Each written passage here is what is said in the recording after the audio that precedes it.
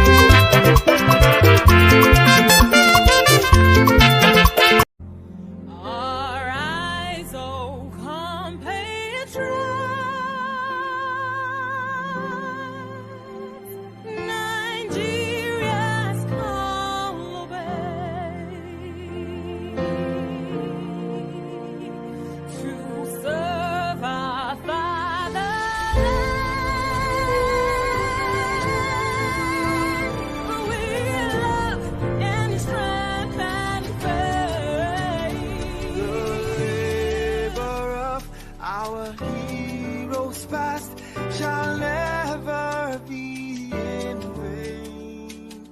To serve with heart and might, one nation bound in freedom, peace and unity.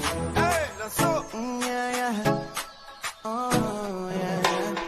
Arise, O compatriots, Nigeria call obey, to serve our fatherland with love and strength and faith. The labor of our heroes past shall never be in vain. To serve with heart and might, one nation bound in freedom, in freedom.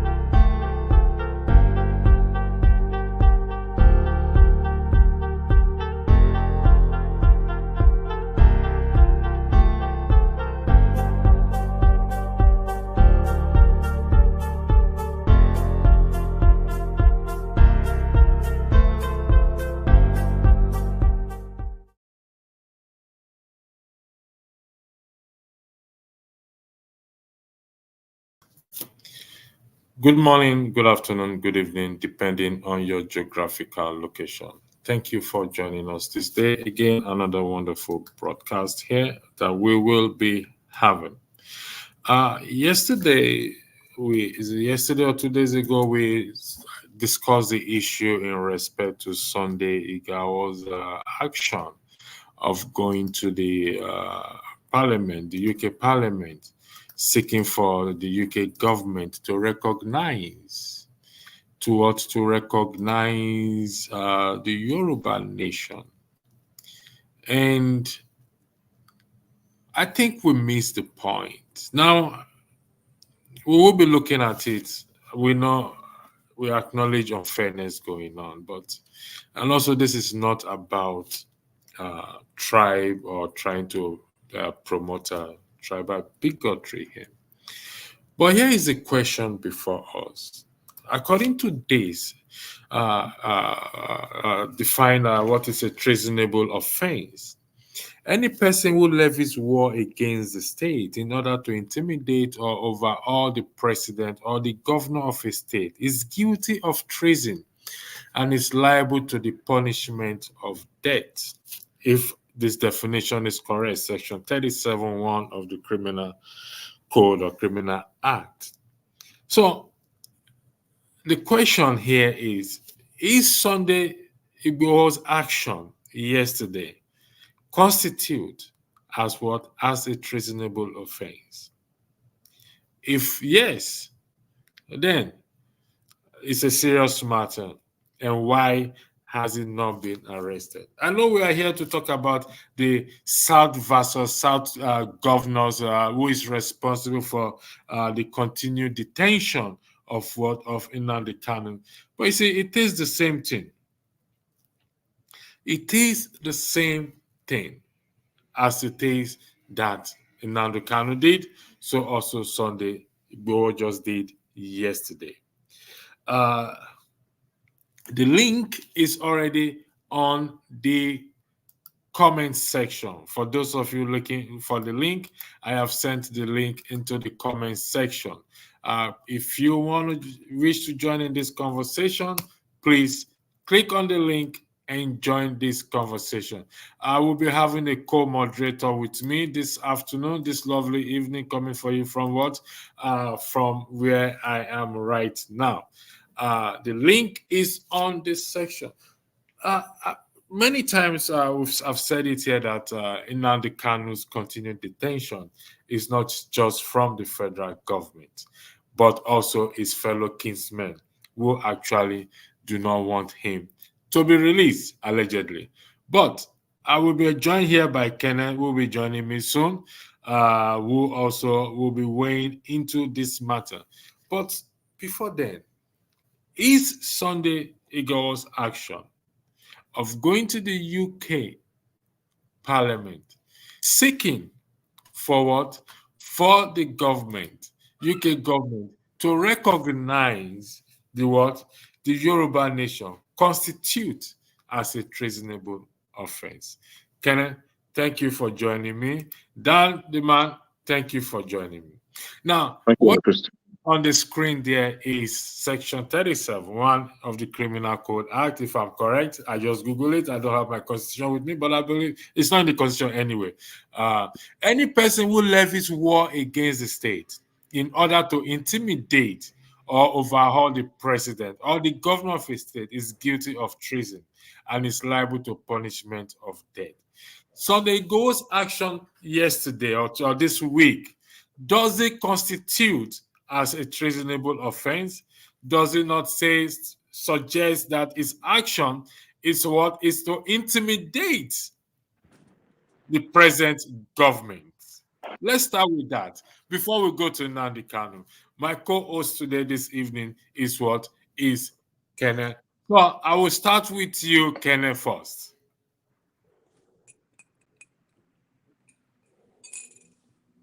Okay, talking about Sunday Igbo, right? Igbo. I don't know if I got the spelling of the name correctly. In terms of whether what he has done constitutes treasonable felony or not is a very big question that we need to answer sincerely, because Nigeria, as it is today, we all know that there is something they call freedom for right for what they call it a referendum, right? So if you have a right for referendum in Nigeria, and I think this is my personal opinion, and I think what Sunday Igboho and his people are asking for is just that right for self-determination or referendum, as you may call it. But on the side of the government, they may be seeing it as a treason or a treasonable offense. The question here is, what does the Constitution state? Is the Constitution saying that what he did is indeed a treasonable offense or not? And this is something that we all have to look into and come up with the, okay. Look at what is on the screen there. Can you see what is on the screen there? Mm-hmm. It says any person who levies war against the state in order to intimidate or overhaul the president or the governor of a state is guilty of treason. Is liable. Now, going to another country, seeking for that other country to recognize Yoruba as a state of its own, does it not appear to be intimidating? No, the question here is what we should underline on this statement on this chapter of I think you got this from the Constitution, right? No, the Act, the Criminal Code Act. Is the word war.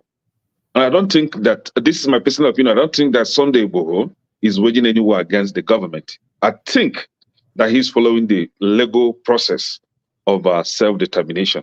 When you use the word legal process, do you have anything to back it up? Any reference, anything to back it up with? That was why I said that we need to look into the Constitution and see what the Constitution states.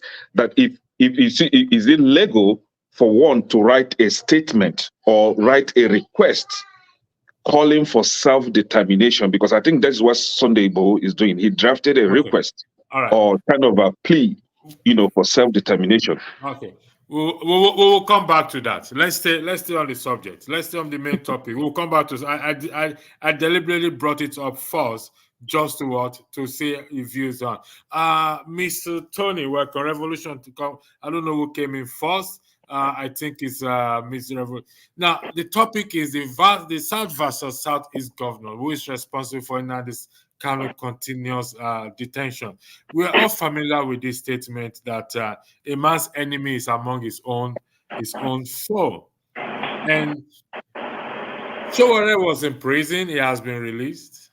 I think the same Sunday Igbo was also in prison previously. If I am correct, if I am wrong, I stand to be correct. He has been released. Nnamdi Kanu is still in prison. He has not been released. Same charges. However, we have the South and the Southeast governors. We have the lawmakers who are his fellow kinsmen, who today have not done anything whatsoever to ensure that what is released. The recent lawmaker who submitted the motion to have Tinubu's university, I also stand to be corrected by his name, is an Igbo man, if I am correct. So I will start with Mr. Tony. You have 3 minutes. Are these people, the Ohanaeze Ndigbo, the South versus the Southeast governor, are they the one responsible in keeping Nnamdi Kanu in prison to date? Good evening, everybody. Those who are listening, those who are on the platform, thank you for joining. First of all, let me correct something here. It's not quite true that you haven't had people from the Southeast calling for the release of Nnamdi Kanu. But I think it's important to lay the background to the travail of Nnamdi Kanu. The case dates back to 2015, when he was taken to court and granted bail by the government. In 2017, following the invasion of his family house and people were killed, I guess his parents, he escaped and went abroad. And then from there, he continued his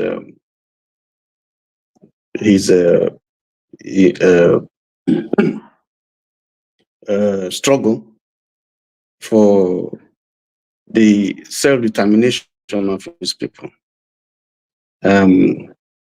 which the government, the federal government, frowned at. On the 27th of June 2021,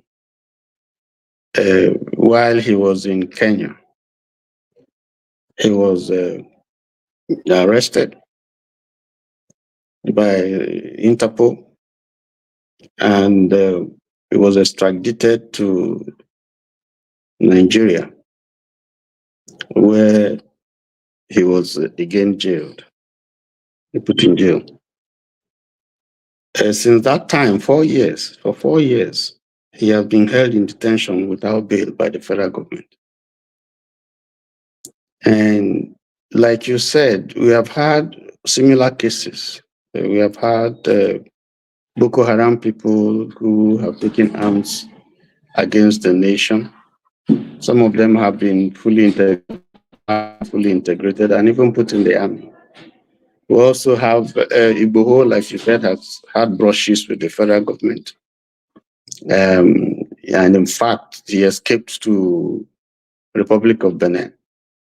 And there was an attempt also to extradite him to Nigeria. He was in jail for a while, in prison for a while, and eventually he's free. We've also also had, other cases. Well, Showore's own was a political thing, even though, again, he was accused, arrested, tried. He's free. So people tend to think that the government is not fair, is not partial in the way it has treated Nnamdi Kanu. Nnamdi Kanu has always claimed that he hasn't done anything wrong, and that his extradition from Kenya was an infringement on his right. So just to summarize, because of time, it's not true that you haven't had interventions. People I just give you a few examples. In January 2023, Soludo appealed for unconditional release of Nnamdi Kanu. June 2023, the governor of Enugu State, Mba, also has called for his release. June 30th, 2024, Mr. Peter Obi has also asked for his release. I saw that on TVC. We have had Showore also call for his release. We have had 50 members of House of Reps call on federal government to release Nnamdi Kanu. We have had Southeast governor. Yes. Mr. Tony. Go on. Yes. Mr. Tony, you said that last statement you made. You've said you've had 50 lawmakers call for his release. Yes. These are lawmakers. Yes. These are those who, correct me if I'm wrong, make the laws. Yes. And you had 15 senators from the Southeast led by Baribe. These are the people who make the law. And if the federal government is not respecting the law, or the judiciary who has to give the interpretation of the law, in your own opinion, sir, what should the lawmakers have done? Particularly those from the Southeast or Southwest, if you don't mind me asking that question. Well, you see, people have read all kinds of motives to the struggle by Nnamdi Kanu. So much so that when they see any Igbo man, they say it's IPOB. Obi has been called IPOB. Sir, I want us to focus on the question I asked. The question I asked is, the lawmakers, you make law, the judiciary interprets the law. So if you make the law and the judiciary who interprets the law either interprets it wrongly or refuse to abide by that law, what should the lawmakers do, particularly the one from the Southeast? That's what I said. I said the lawmakers, what can they do? They can only appeal to the federal government, because the case actually is between federal government and Nnamdi Kanu. So the federal government is the one that has gone to court, that took him to court, that is holding him, even when a court of competent jurisdiction has asked for him to be released. Okay. I'll come back to you, sir. So I'll come back. The floor is yours, please. Thank you. You are muted, Kenneth. I think what Mr. Tony is trying to explain is something that most of us are aware of it. However, the question now remains that is the call for Nnamdi Kanu's release from these so-called Southeastern governors, is it just for political gain, or were they truly and sincerely advocating for his release?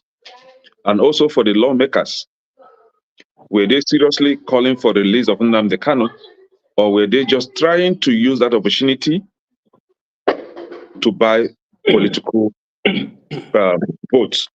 Because you and I know that when it happens in the North, the Northern leaders, the governors especially, will always come together, work with their lawmakers, their representatives, and they will all speak in one voice. Now, the question now is, when it comes to Southeast, why is it that we are not seeing that similar force, just as we've seen from the North? Why is it that the South in its entirety are divided? What I mean the South, the Southeast, the Southwest, and the so-called South-South. Southeast, actually. That's where they are. So why is it that they are not in, speaking in one voice when it comes to something that concerns the South? Why must there be continued division among the southern region? But when it comes to the North, they always stick together and speak in one voice. And whatever they go for, they will always get it. And that's actually confirms that mantra that is in Igbo actually. Right? When you work together, you achieve a better result. So why is it that there is division in the Southeast, other than in the South, unlike what we have in the North? So we have Ohanaeze accusing the Southeastern governors of stalling that the release of Nnamdi Kanu until 2027. So why are they accusing the Southeastern governors if sincerely the Southeastern governors were truly calling for the release of Nnamdi Kanu? On the other hand, is Ohanaeze also playing to the gallery, trying to seek affirmation from the people? Because we all know that the Southeastern citizens don't even recognize Ohanaeze. We see them as criminals. We see them as dubious elders that always go for their pocket instead of speaking for the people they claim to represent. So now we have that division among the Southeastern governors, and that is a fact between, the Southeastern leaders, between the governors and the so-called Ohanaeze, and maybe the stakeholders from the Southeast. Why are they so divided? Thank you, Kenneth. We'll come back. Mr. Tony, can you take I'm going to Dan, but you're going to weigh in on what Kenneth said based on your own argument. So Dan, the floor is yours, please. Thank you. Yeah, good evening, everybody, from my side, and if it's morning anywhere you are, hello to everybody. Yeah. You see, that's your question. Can you just repeat it for me again? Because you've asked so many questions there. Which one do you want us to attack first? Please, sorry for that. We're attacking that of Nnamdi Kanu. Yes, I know, but Nnamdi Kanu, you said so many questions, so many things. It's continued detention. Who is responsible? The South versus the Southeast governor. Kenneth highlighted the accusation or allegation made by the South against the other party not contributing, or there's a division. So is it the federal government responsible for the continued detention of Nnamdi Kanu, or the South and the Southeast governors? Okay, thank you very much for that. The people responsible for detaining Nnamdi Kanu is the federal government. It has nothing to do with the South people. Though some South people are saying that, Nigeria, everybody will bring up their own version of things. Or the Igbo leaders, they don't want Nnamdi Kanu out because if Nnamdi Kanu comes out, nobody will respect them again. Nnamdi Kanu is the leader of the Igbos and things like that. So this is what is going on among the Igbos. You understand? And if you look at history, the Igbos, we are not together. You understand? If you look at the history of the Igbos deeply, there's always a big challenge among the Igbos. You understand? Even in Igbo family, there's either the senior one or the junior one is richer. There's this conflict among the Igbos. I'm an Igbo man. So when the Igbos, especially these Igbos who are seeking for power, you understand, when they come in conflict with somebody like Nnamdi Kanu, Nnamdi Kanu is a special person. I call him a freedom fighter for the Igbos. You understand? And if you see what has been happening in Nigeria about Nnamdi Kanu, you will see that the Igbos, those ones, if you look at the Igbos in our tradition, there are some people, if you give them money, they sell their birthright. You understand? This is a culture, a typical Igbo man, if you want to speak the truth, is there in the Igbo society, where Nnamdi Kanu comes from. And if you look at the Igbos are different type of Igbos. They have the people from Imo State. the old Imo states. They have the people from Anambra. You understand? So there's a big divide, even in the dialect. The dialect is spoken differently. Their understanding also is different in many ways. So Nnamdi Kanu situation is the federal government that is holding him. They brought him back with their power and might. But the Igbos are claiming that Nnamdi Kanu, some Igbo, I was speaking to some guys some few days ago. They told me the radio, I was arguing. I'm a supporter of Nnamdi Kanu, no matter what happens. They have said that the radio station of Nnamdi Kanu, when he was on the radio, he was very insultive. You understand? He attacked the federal government. Call it, for example, Nigeria is a zoo, which I agree with him. All those type of languages. He was more violent in his speaking, unlike Showore and all this the other Yoruba man. His approach, even up to now, when he goes to court, you hear him when he comes to court to speak, he speaks more of anger, authority. You understand? Instead of calming down, which many people say, assuming he have calmed down, maybe they will leave him. But anytime he gets opportunity to say something, he says it with kind of I don't know if you have ever heard him say something when he appears in the court. He goes with force. And in a Nigerian situation like that, you know, Nigerian society, Nigerians are wicked people, especially when they want to deal with you. All these powerful people, when they want to deal with you, the way you approach them matters a lot to them. They want you to bow for them. They want you to tender your, I mean, when you are speaking to them, bring down your tone. But Nnamdi has refused to do that, which I agree with him. He's fighting a cause. You understand? Mandela never tempered his tone. He kept going on until he was freed. So I'm a supporter of Nnamdi Kanu. I have a shirt of him, of everything about him. So I'm a full supporter of Nnamdi Kanu when it comes to that level.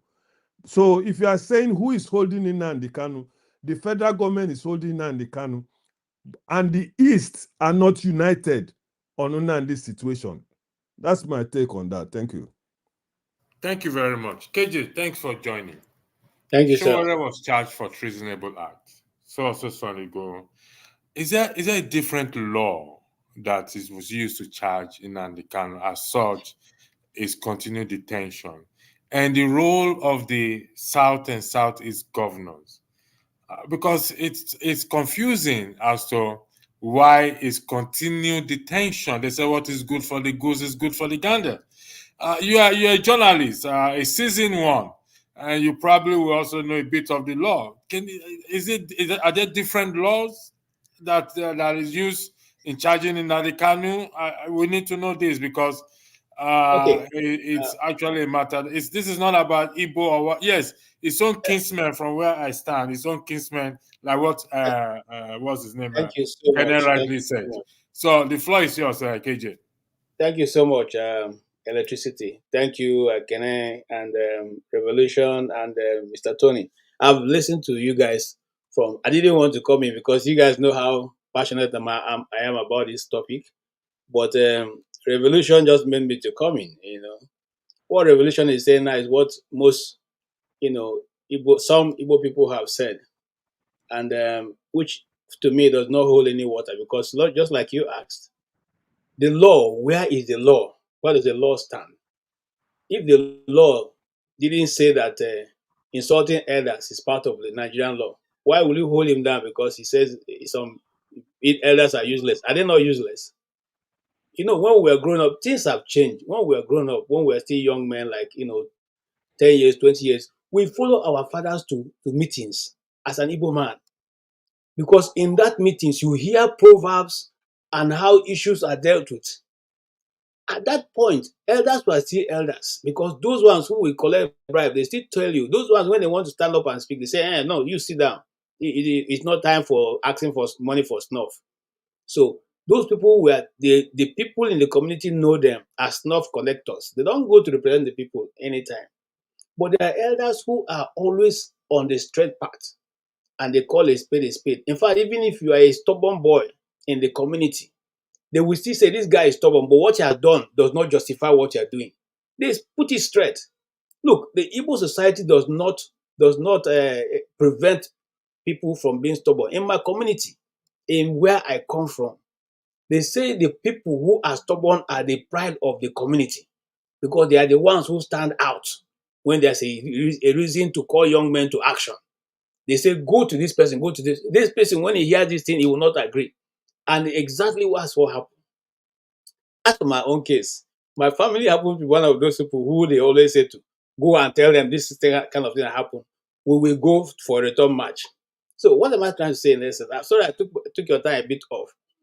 Our elders in Igbo land are no longer what we used to refer to as elders. And not all of them. They are still very responsible elders in Igbo land. But if you remember very well, on this same program, I said when they handed this case to Ohanaeze Ndigbo and Ndioshi, okay, I said it wasn't going to go anywhere. I said it here.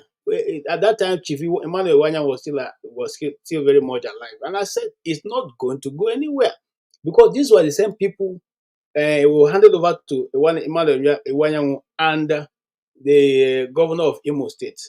Remember in his broadcast, these are the people who he has pointed out ills that they've brought to Igbo land.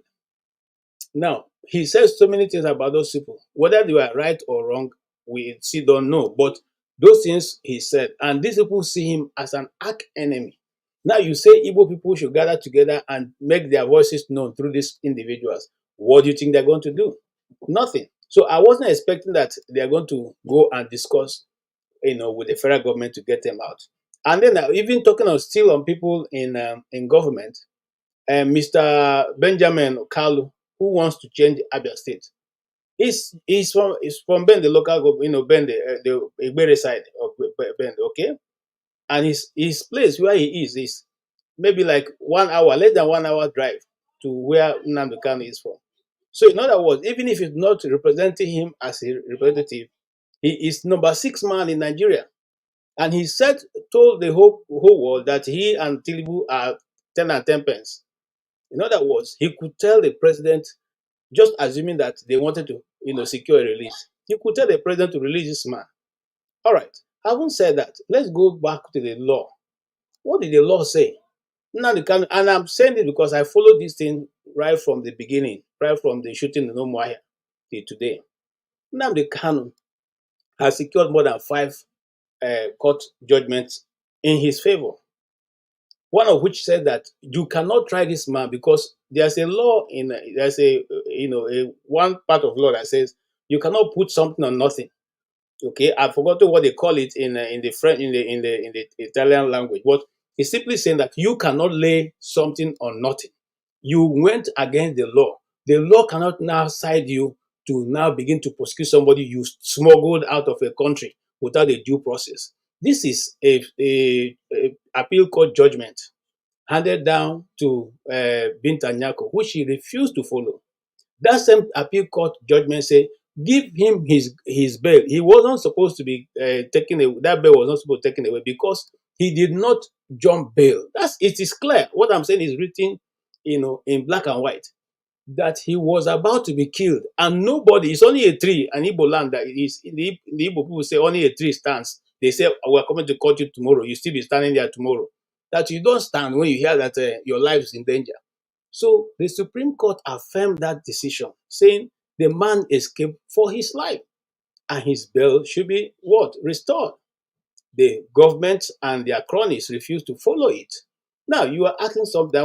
What I wanted to say here is that, look, we don't have a law in Nigeria. The law is according to who is in charge of government. If I'm the governor of my state, the law is according to what I say is the law. Okay? I can decide to say today, let them go and carry very dark man. Even if he didn't do anything, they go and carry him and lock him up. Who will challenge me? Come and let the Mopos beat you first and foremost before you even go and get judgment. Let me tell you something that's happening in Nigeria. Look, I'll give you a personal example. I was traveling one time, and then there was this army checkpoint, and they stopped me, and the guys were, even after I told them let's the call, the guy said what, was trying to challenge me, okay, and one of them was trying to say he was going to beat me or something. He was trying to. I said, my friend, Do you know who I am? Do you understand who I am at all? So why was it, they were still, I don't know what the story was, because we caught them in the middle of taking bribe. Whether they thought we were going to report whatever, I don't know. Anyway, I called a friend of mine who's a general, and I told him, this is who I am. He said, okay, let me tell you what he told me. Don't answer them. Don't say anything. You know why? I said, no. He said, because if they begin to slap you and beat you, the damage would have been done before my boss get there. So don't even say anything. Just wait for me. They are not going to agree to take the phone. And that's what they did. They didn't take the phone to speak to him until another, Land Rover came. So what am I trying to say in essence? That is how the law works in Nigeria. It doesn't work with following the due process, what is written down in, black and white. They follow who is at the top. That's who they listen to. If you are not at the top, my brother, forget it. If you don't know anybody in Nigeria, my brother, forget it. No matter how much money you have. Why did Abiola contest for election? Because he was, pushed out of the road in the first place. Okay, by an ordinary man, he felt he could. I mean, he couldn't have done that to him, because some bloody civilians who had the authority of power were dealing with him the way he didn't like. So coming back to the Nnamdi Kanu's case, you see, that man will only be released if youths, young men, and other, it may not even be Nigeria, I mean, Southeast, other people intervene on his behalf. Because the way the case is now, the government is caught in between. You cannot say you should go, because you don't know whether he's going to sue people for wrongful detention. Okay. So you are caught in between what to do or what not to do. But in the face of that, I want to strongly say, and agree with those who have spoken before me. There are people in the East who are also satisfied in his being detained, because they know if he comes out, just the small example he showed in Ebonyi State, okay, is going to be replicated. When he says, okay, Tony cannot contest, people say, oh, we agree. Kene cannot contest, people say we agree. So that's what the politicians from the East are afraid of. And that's what they are afraid of. They are not sure who Nnamdi Kanu will come out and say, okay, they should vote for or not vote for. They are afraid of that. KJ. So, in essence, hold on 1 second, Ken. I'll come to you. These are the charges. If I am correct, if I am wrong, I stand to be corrected. Terrorism, treason, involvement with a banned separatist movement, inciting public violence through radio broadcasts, and defamation of Nigerian authorities through broadcasts. Is this correct? Yeah, you see, they've amended the charges so many times that we don't even know what is there now. Remember, before now, there was one said he was charged with insulting the president. He said the president is a fool. And okay, if that is it, that means every one of us, including Mr. Tony, who does not insult anybody, should be in prison. Yeah, that was part of the charges first. That was part of the charges. Okay. Now, let me tell you, let me start with Mr. Tony. I'm coming, and I'll round up with that. The Okay, go ahead. problem is with their last charges they submitted to the court. Okay, Nnamdi Kanu's lawyers was able to ask them, which was the reason why the Supreme Court quashed everything. Said, where did Nnamdi Kanu commit the treasonable felon that you are charging him for? You said it was through a broadcast. Where was the broadcast held? The broadcast was in London. They cannot say in London, because if they say in London, it's outside of the jurisdiction of Nigerian courts. So based on that, they went to rewrite, just like they're doing with one man in America now. They went to rewrite the thing again and remove London, okay, and just said that he defamed Nigeria and the federal government in the broadcast. And that is what Murtala Nyako wants to sit over, instead of simply saying, look, I don't want, dismiss the case, okay? And you have held this man down for 5 years now, counting. You are going to 5 years now, okay? And still, nobody is saying anything. And those righteous individuals who have been saying that the Kanu wasn't doing it, he was insulting everybody, was doing it. What have they done since Nnamdi Kanu was locked up? Okay? For Simon Ekpa, will we even hear anything anymore since the time that Nnamdi Kanu was put in prison till today? Will you have heard anything at all? Has anybody done anything that have moved the needle from that point. Those who said it's insulting people, what have they done to actualize what is going on? All right. Let us not talk about Sunday Igbohun, because if you go back and read the history of Sunday Igbohun before he became prominent the way he had become, I'm sure that you will not be able to also say certain things here. Okay, but let's leave it at that. Let's call All right. everybody now a freedom fighter and classify them as that. Thank you. Okay. Thank you very much. I will So, go around again, 5 minutes, 5 minutes each. so I think, Go ahead. yeah, I think I will agree with Mr. KJ, 99.9%. And my agreement with Mr. KJ is in response to your question, which was, what the allegations against Nnamdi Kanu, treasonable, whatever, those nonsense that they wrote there. But the fact is, those charges has been dropped already. The secession group or terrorist group they referred IPOB to be, that has also been dropped. And the question now is, what are they charging Nnamdi Kanu of? They have nothing, like Mr. KJ stated. You can't charge somebody on nothing. You broke the law, the law.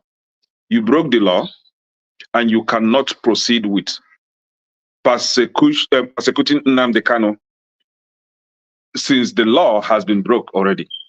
So you have, for you to follow the for you to actually charge Nnamdi Kanu, you have to follow the due process. You have to return him back from wherever you picked him up from. Then you follow the legal process. Now, while KJ was saying, giving his speech, he said that that both, I think he was trying to allude that both the Ohanaeze Ndigbo and Southeastern governors are not being truthful to themselves. And I agree with him. My thoughts actually is, could this be a calculation at play? Because it's either this bunch of, sorry, I have to, maybe if I use this word now, I'll be committing treason again now.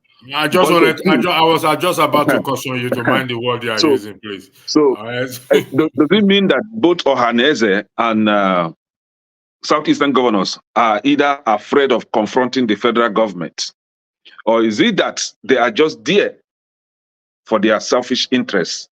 Like we all know that the governor of Imo State was the one that appointed the former, what's his name? Before Emmanuel Iwanyanwu, the guy that just died like last year or 2 years ago. And then he appointed Emmanuel Iwanyanwu again. Emmanuel Iwanyanwu has kicked the bucket as well. But the problem is, one Nyanwodo, maybe we have forgotten this imbecile, right?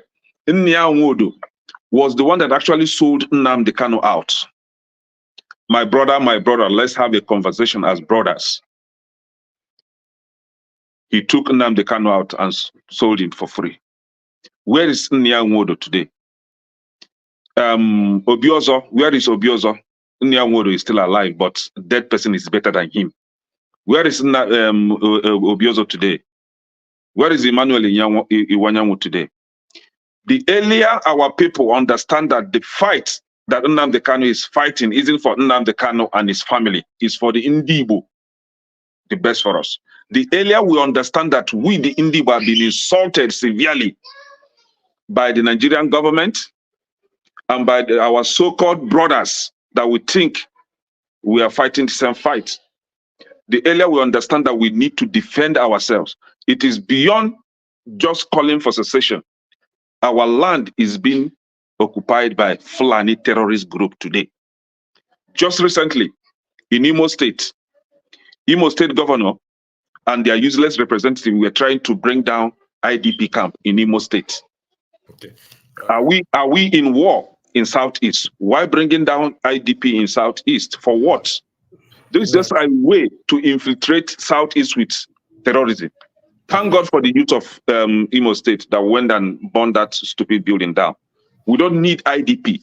What we need in Southeast is railway line, just the way they connected every other region and bypass or offset southeast. We need railway line in southeast. We need what they call it, port authority. We need ports, just as we have it in Lagos. We need one in southeast. We need the presence of federal government in southeast. That is what we need, not IDP. All right, we don't need that. Thank you. I'm going to take you on some of the things you said. Dan, before I come to you, let me go to Mr. Tony. Mr. Tony, I observed that you were shaking your head when Kenneth was speaking. I don't know if it's in respect to what he said. You want to weigh in on, or it was just a normal? You were just shaking your head. Yes, there were a few things that he said that are not correct. But let me start by agreeing with KJ, because he brought in some clarity into this issue, this case of Nnamdi Kanu. Not being a lawyer, I can only speak as a layman, and I can only speak the things that I have read.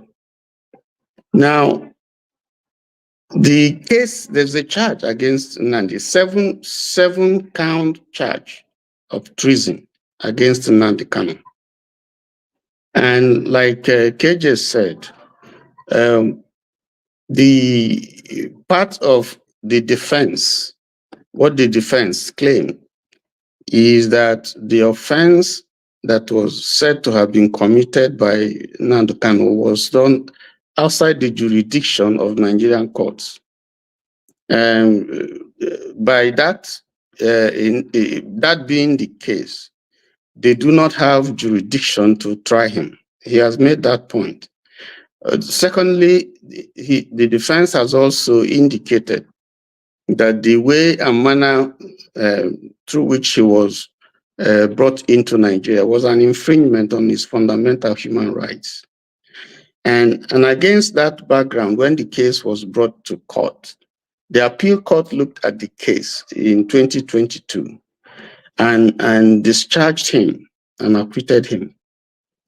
But the federal government appealed that judgment in the Supreme Court. And on December 15, 2022, the Supreme Court ruled and nullified the judgment of the appeal court, which was headed by Justice Adefope Okoje, and asked that the case be retried, again by the lower court. And that's the stage where we are now. So there's a 7 count charge against Nnamdi Kanu by the federal government. So it's not true. Okay, Mr. Tony, what was the ground? What was the ground that the Supreme Court used to dismiss the judgment and was asked to be retried, please, if you don't mind? Well, I don't have the grounds here, but what I know is that the Supreme Court frowned at the decisions of the judgment of the appeal court, the Federal Appeal Court in Abuja, and asked that the case be retried. So it was brought back to Binta Nyaku's court, where the case was originally being tried.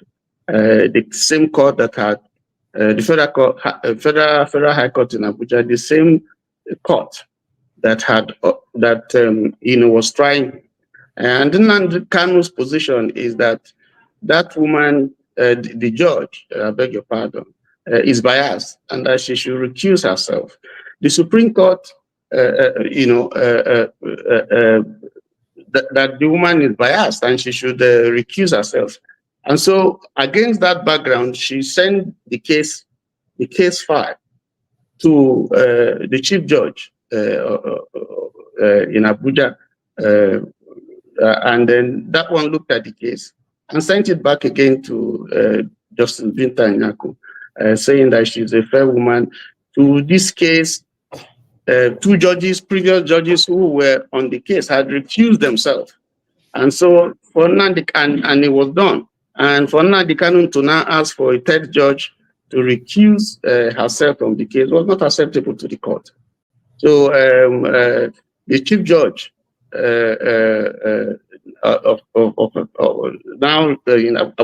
now decided that Miss Justice Binta Nyaku should retry the case, and so that's where we are. But the point, so the point is that it's the federal government that has taken Nnamdi Kanu to court, and the federal government is the one that has that can only ask for, maybe the Attorney General is the only one that can advise the president to, give an order of mandamus or nulli prosecute, so that Nnamdi Kanu will be freed, or at least be granted bail unconditionally. Here is what is confusing. I said it earlier. Well, they said what is good for the goose is also good for the gander. If the charges has been amended over time, yes, meaning that it was reduced. Okay. It was amended when Nnamdi Kanu, like KJ said, when Nnamdi Kanu told the court, when his lawyers told the court that they don't have jurisdiction to try him because the offense that they are alleging that he committed was in the UK. So how can you try me in Nigeria for offense that was committed in the UK? So let's look at it this way. Sorry for interjecting. Okay. Yes. If they said if you are, I mean, you can amend charges. I've seen a case where the charge, but in this case, the argument is the Nigerian government don't have the jurisdiction or the authority to try. So should that be amended or be quashed? Should the charges be amended or be quashed entirely, or be sent to the UK government to try? That is, if the UK government will try it. No, I think that the federal government realized that the defense has the case, so they had to amend the case so that they had to amend the charges to reflect what is the church, the courts, would have jurisdiction over. But you see, let us look at this thing a little bit more dispassionately, because the case has also been politicized. Al Mustafa was in court for years. They didn't grant him bail. It took a long time. So it's not as if we are seeing something that has not been done, but we're looking at fairness here and justice. I think that if you look at the way all the others have been treated, I think it's also, in my opinion, and I might be wrong, I think there's nothing wrong with granting him bail at least. And the federal government, but it's a little bit political, because there are people who fear, one, that the seeming almightiness of Nnamdi Kanu would rub off or would be negative to their maybe political ambition. There are some people in the Southeast who have that kind of feeling. There are people who also are suspicious of his modus operandi, the way he has operated. There are people who are not very, very comfortable with his style. And so it's a little bit complicated. And I think in dealing with the issue, I think we should be open-minded. My just to end, to summarize my thinking. Again, I say I'm a layman, so I'm limited strictly because I'm not a lawyer. My thinking is that if you want to end the restiveness in the Southeast, you might want to see how you can release this young man. A lot of damage has been done to him. He's been in prison for 4 years without bail. That's unfair. I think that offense, whatever it is a bailable offense.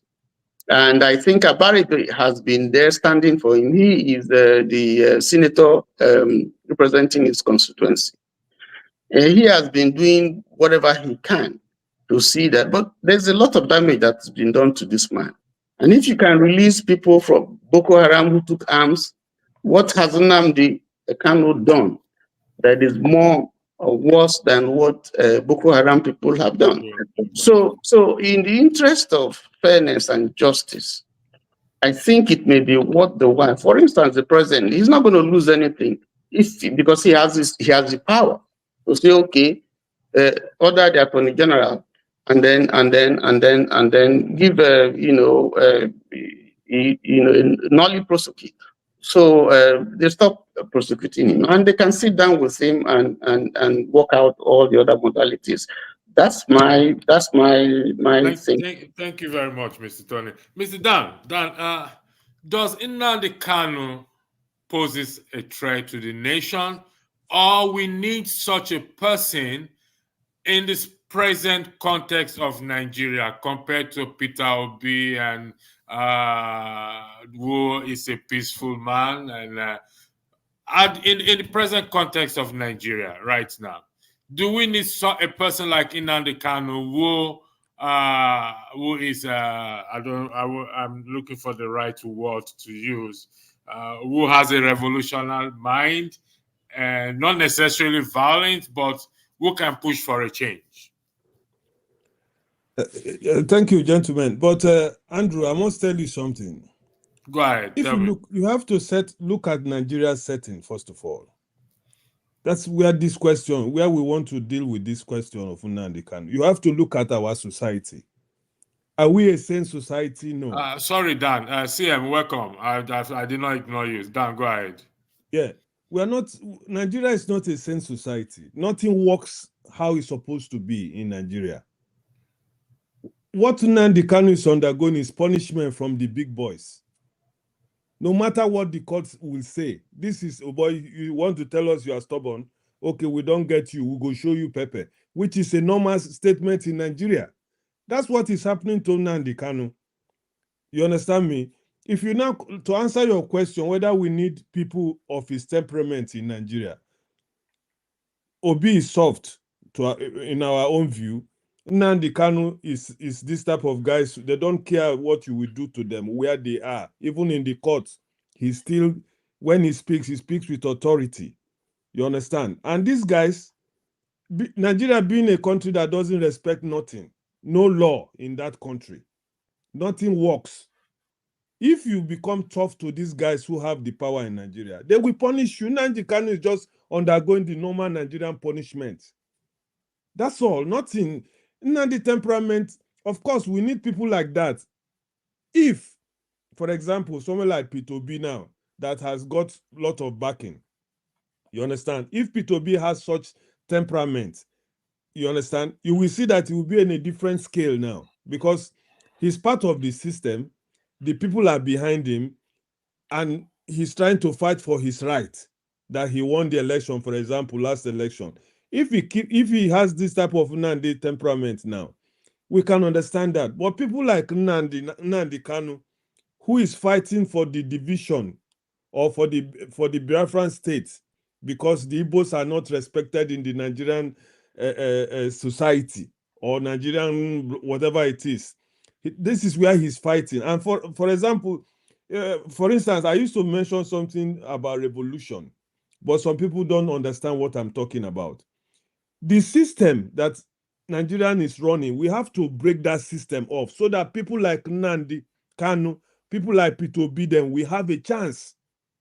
But if the system remains how it is today, Nnamdi Kanu has been to court many times now. They freed this guy. Even they awarded him.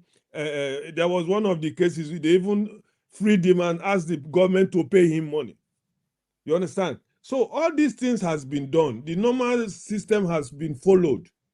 But our Nigerian system, which we always try to ignore sometimes when a case like this comes up, when we are discussing like this, we should not forget the system in Nigeria.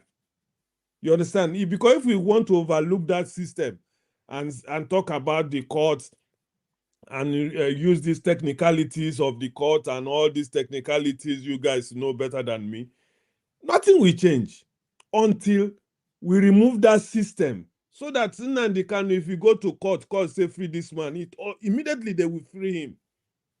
But if the system remains, unfortunately, nothing will happen, no matter his temperament, or even tomorrow if Obi decide to be like Nnamdi Kanu, nothing will change. Thank you. All right, thank you. CM, welcome to this evening. You don't need introduction to this topic.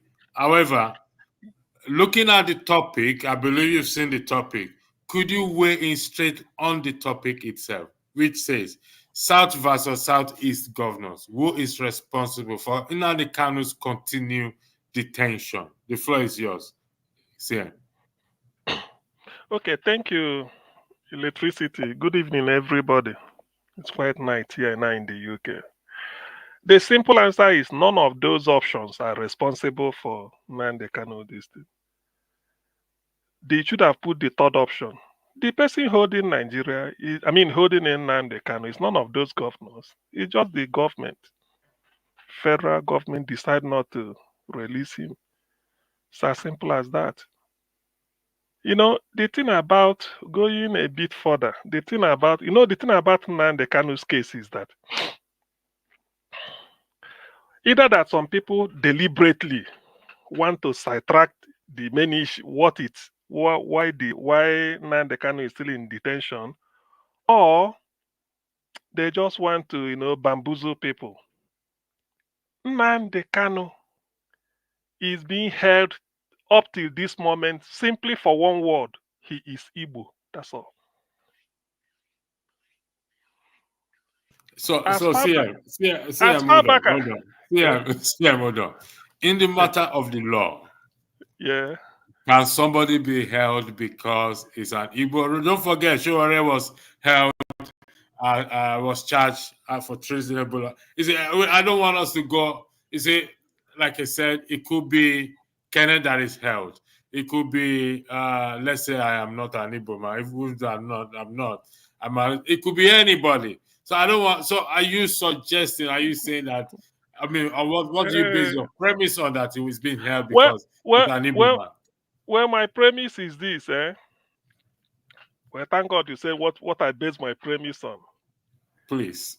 I think that was last Sunday. I wish I will bring in Dr. Dele. I think Dr. Dele Ogun, the guest we had on 90 Minutes Africa, either last week or so. Yeah, Dr. Dele Ogun, yeah. Somebody who read 80 books before he could produce one book. It's a research. Anyway, but let me not go there. The thing is that the reason is this. We all know it. We all know the predicament of the Igbo in Nigeria. It's as simple as that. I don't want people, these are facts. These are what we know. If a writer, they call him the grandfather of African literature, Chinua Achebe, as far back as 1983, in his book, The Trouble with Nigeria, he said, Nigerians of other ethnic groups can never agree on anything unless there are common resentment of the Igbo. I don't know how old was I in 1983, but now, in fact, I had the book. I read it today anyway. Like, look, I should have bring it and show you.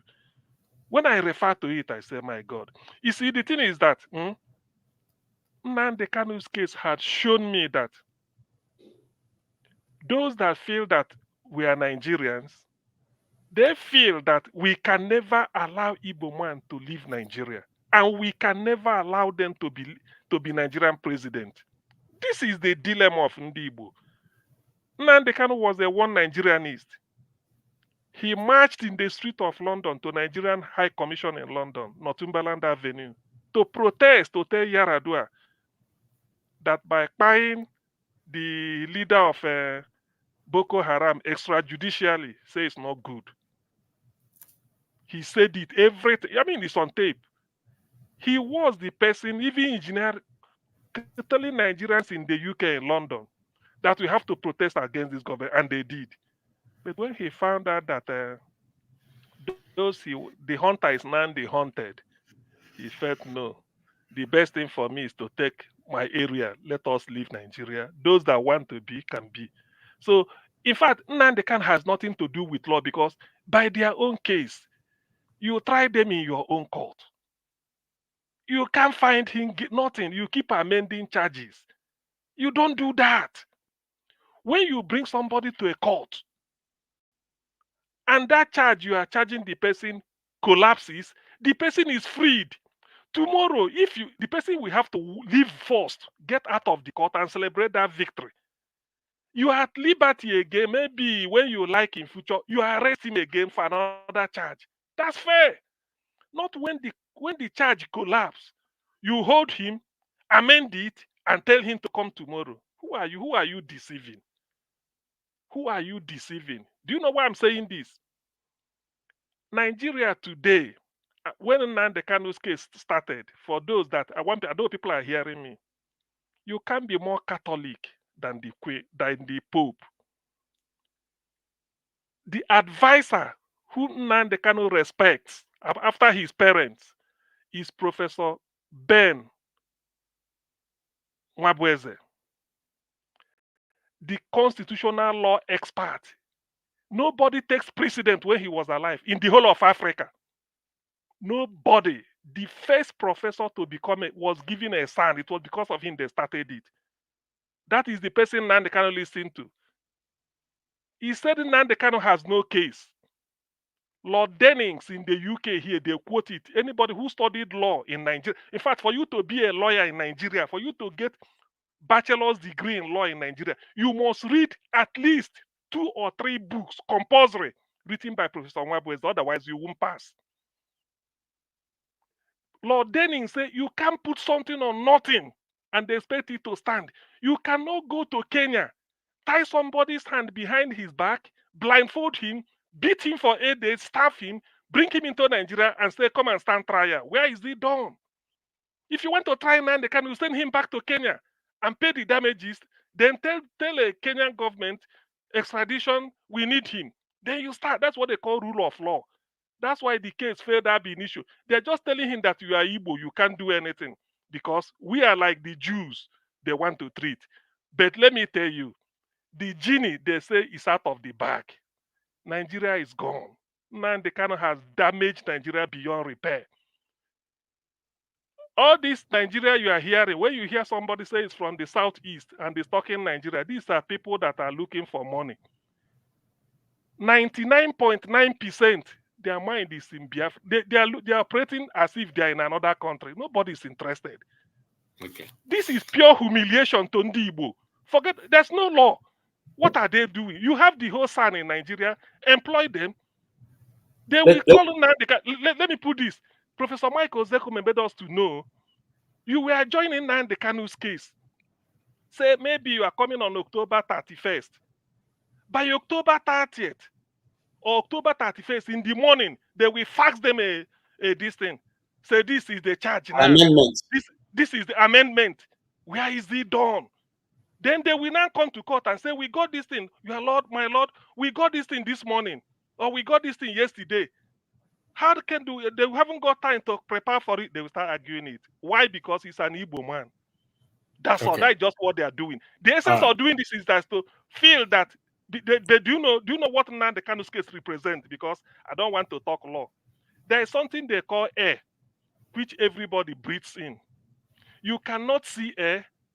You can only feel it as a wind. When the wind is blowing, you see the trees shaking or your clothes are shaking, the one you dried out. In the Igbo, it's like wind. Anybody that can catch the wind can stop Igbo man's progress. But if you cannot catch the wind, you are wasting your time. Thank you. Thank you. Sorry, Legacy, before you go further, let me buttress some of what he has said. Because like I said, I have a full dossier of what went on. Now, I want to take your mind back to, before I tell you what I'm going to, give it a name, I want to take your mind back to when Nnamdi Kanu was kidnapped from Kenya and then brought to Nigeria. And I thank Florence, for even bringing that to my, to my knowledge. It was announced in Hausa, Malami, Attorney General. Yeah, the Attorney General of the Federation did the broadcast in Hausa language to let them know that their biggest enemy had been captured. It was celebrated widely in some part of the north. They went to town dancing and celebrating. In fact, so I want to say this. Nnamdi Kanu is a trophy that what's his name, Mohammed Buhari won when he was in government. That's the trophy he can show his people, that he was able to capture that boy who was calling him stupid and mannequin. Now, whether we accept that or not, that's the truth of the matter. And then if we say we are a federation and it's not about the fact that it's Igbo, why was it allowed or why was it necessary to broadcast in Hausa language that we have captured this individual? The video is out there in the internet. For those who want to argue and say maybe we are now spinning stories here, you can go to the internet and search for the video and watch for yourself. The whole of that broadcast that lasted about 30 minutes thereabout was all in Hausa, and nobody questioned it. In the Federal Republic of Nigeria, where the lingua franca is English, nobody questioned it. The Igbo didn't question it. The Yoruba didn't question it. The other minority tribes didn't question it. Why was it in Hausa? No MBA didn't go to court to say we are surprised that they are making a national broadcast in Hausa language. Gentlemen, do you think we still have a country that has law? The answer for me, no. All right. Let's Mr. Tony, Dan is we'll do this. I want to run an exercise here. Going by what CM said. Do you think, in your own opinion, if you don't mind, let's leave it as yes or no, I'm going somewhere. Do you think Nnamdi Kanu is being held down because he's an Igbo man? It's difficult to say yes or no, but I will say capital yes. Okay. Thank you. KJ, is that the same thing? Mr. Tony? Yes. Mr. Tony, okay. Do you think... And I have my reasons for saying yes. Yeah, so we'll come to me. that reason. I know. Mr. Tony, do you think Nnamdi Kanu is being held, his continued detention is because he's an Igbo man? No, that's a perception because of the way he's been treated. So people think, but I don't think that's the reason why. Can you give me your argument, please? Well, you see, there's an offense. There's an offense that has been alleged that he committed against the Federation. And we have, like I said, I mentioned Al Mustafa, we talked about Igbo, we talked about Showore. So it's not as if we haven't seen these types of cases, even though they may not be exactly the same thing. But all of them border on a threat to the nation. My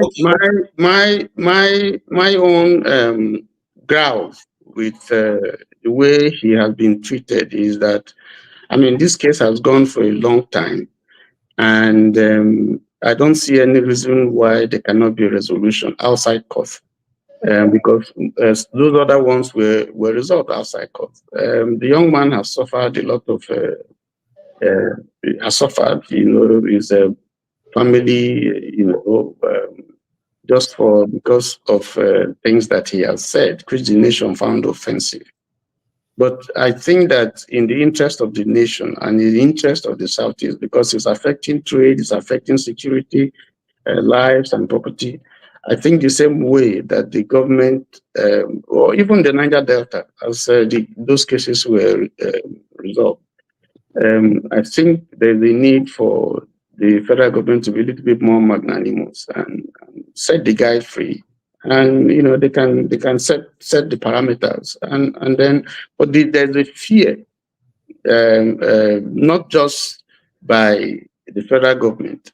And there are also the fears, even in the Southeast, by some people who feel that Nnamdi Kanu, releasing Nnamdi Kanu would outshine and maybe take away whatever mileage that they may have as politicians and so on.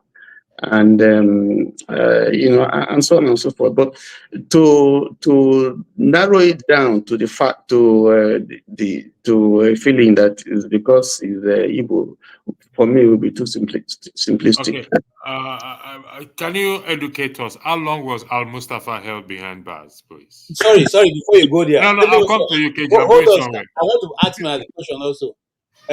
Sir, you have said that with due respect to you also.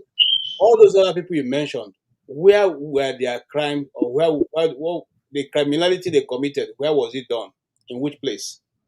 That is why that of Nnamdi Kanu is slightly different, because part of his claim is that, listen, whatever you allege that I committed was committed outside the country.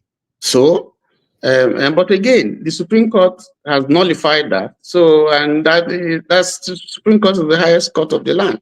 So, unless it reverses itself, then we can. That's the end of the road.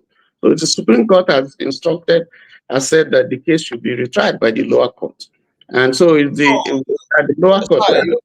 You are misquoting Okay. the ruling So of. can I? Okay, sorry. So what's going to happen is Yeah, I'm going to give. can I also make my own case for saying that yes, Nnamdi Kanu? Oh yeah, you will. Okay. You will make that case. You Okay, will. so I go ahead then. Jagun, welcome. I'll give Jagun the floor. Then we will now go to that question I asked. I have my own opinion on that. I shouldn't. I'm the moderator. I have an opinion on that. Kenneth co-moderating with me. So after it's very difficult to Jagun make a case for Nigeria. we will go on a free flow discussion whereby moderating for me will be less, will be very, very minimal, so that I can give my own opinion. But Jagun, welcome to the show. I believe you've seen the topic, and so I will yield the floor for you. You have 5 minutes to weigh in on the topic. Thank you. So thank you very much, Electricity, and I greet all my brothers on the platform. Dan, we haven't seen you in a while. Oh, it's very good to see you. Nice to see you too, man. Thank you, brother. I didn't know. We spoke, I think it was on Wednesday, and you showed us that this would be a topic for today. And I felt it's an interesting topic. I haven't listened in for a long time. I was a bit busy at 9 o'clock, so I came in rather late. However, in coming in and seeing everybody, 5 people on the platform and myself, and of course yourself as a moderator, everybody's Igbo. And obviously, those who want to represent... Point of correction, everybody is not Igbo. I'm not Igbo. No, I sided you away. I said 5. Okay, all right. That not being a problem, because at the end of the day, every individual has to represent themselves. So the fact that there are 5 Igbo people here and myself and no one from any other region, it's I don't know if it's telling, but me personally, I'm not like that. I'm a person, I would show up at any occasion as myself because I'm unafraid and unapologetic. Now, where Nnamdi Kanu is concerned, me personally, I have a lot of issues with him himself. And I would like a one-on-one with him, a deep one-on-one. What I like, where I agree with many of his utterances over the years, I find myself not seeing him as a frugal and mindful leader. He may be a leader, but I don't see him as mindful. I feel he has many claims that can't be substantiated. They just can't. He can't substitute. He can't deal with me on the question of Biafra. I'll break him into 1,500 pieces. He cannot deal with me on that. And I know this. On a verbal level, whatever you think, Ekene, I know your thoughts, Ekene. I understand your thoughts, but he can't. Because what it is that when you come to a point of view of discussion on any subject, the reasoning within that subject has to be universal. It cannot be just cultural. It cannot be just your own. This is what I believe. So to hell with everybody else. There's nothing like that. And I know a lot of people follow that agenda in their mind. Now, when Nnamdi Kanu eviscerates the neighbors in Igbo, from Igbo land, the Ijos, the Ibibio, the Calabar, the Urobo, the Edo, the Yorubas. He just eviscerates them. And I'm listening to him and I'm thinking, is this palatable? Is it palatable to you to hear someone speaking like this about your neighbors? How are you making any relationship? How does that make a relationship between your neighbors to speak in them in such terms? That's where I have a massive problem with him. And as I said, if he's in front of me, he cannot deal with me. He won't be able to deal with me on an intellectual basis when we're speaking about this thing called Biafra. I'll break him into a million pieces, verbally. I understand what people think. You know, in Nigeria, we have a lot of pride within our tribal group. But there's sometimes you can overstep this thing called pride and step on everybody else's balance. And it's unfortunate that people from the East who follow and love Nnamdi Kanu cannot see, they see him as a perfect individual, is the way I see it. And he's just a human being. He's just a human being like every other one of us. Me, I'm not afraid of this Igbo-ness, Igbo-centric. I'm not afraid of it. It doesn't scatter my mind. Some people, they won't talk because they're afraid. And the pursuance of this kind of agenda is to commit fear in people's spirit, is to commit some level of I'm better than you. And when I get that attitude from people, I'm coming with my big foot, my big 12-foot shoe, and I'm going to stamp all over that shit, because that's what it is. Now, having said all this, I do not believe he deserves to be in prison. I don't know why they have him there for this amount of time. I again look at just the Nigerian way of doing things as completely awful. And how do we balance things? We are the most unbalanced people on this planet. We don't even have to go outside of our family to be, if we're being honest though, amongst ourselves here, we don't have to go outside of our family to see the imbalance that is Nigeria. We don't have to go far. We just look at your brother, sister, mother, father, uncle, auntie, whoever it is that is unbalanced among us. We don't have to go far. Now, if we're unbalanced within each of our families, it's obvious that we're going to be unbalanced in the society. So I don't want to really speak trash and start lauding something like somebody is not a human being. We are all human beings and we are fallible. We are able to make errors. We are able to make mistakes. It's only whether or not we can look and see, oh, you know what, I made an error there, I apologize. I think possibly it's because the way Nigeria is, that apologies, I mean real ones, based on real issues. Thank you, Jago. Apologies aren't really what we do in that country, because we have to hold our own. Because as I spoke again, because it's a Nigerian context, apologies are looked as I've won, or you're a failure, or something on that level, as opposed to be taken in the spirit that an apology is meant. I would end there, allow the conversation to go on. I have a lot to say. Thank you. Thank you very much. So we'll go back to the question I asked. I will start with myself first, if Nnamdi Kanu, then I'll go to Kenneth. We are now in a free flow mode. But let me say this. Jago, you highlighted the people here. It's not an Igbo topic. It's not centered on Igbo. It's centered on justice, on fairness, and equity. Yes, the person it concerned is an Igbo man, but it's centered on, I don't do tribe. It's centered on justice, fairness, and equity. I asked Mr. Tony how long was I don't know, the man is in there. I forgot his name. Pardon? Al Mustafa. Major Yeah, Al Mustafa. how long was he incarcerated for? Please. I don't know, but it took years. It was for years. I got to calculate it.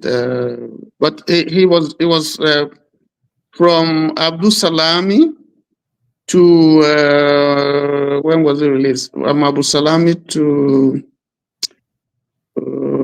maybe up to 4 years too, as well, or more. And what was the charges, sir? Please, if you don't mind, do you know the charges, please? Well, they border on security and all the mess under Abacha. It was Abacha's Sir,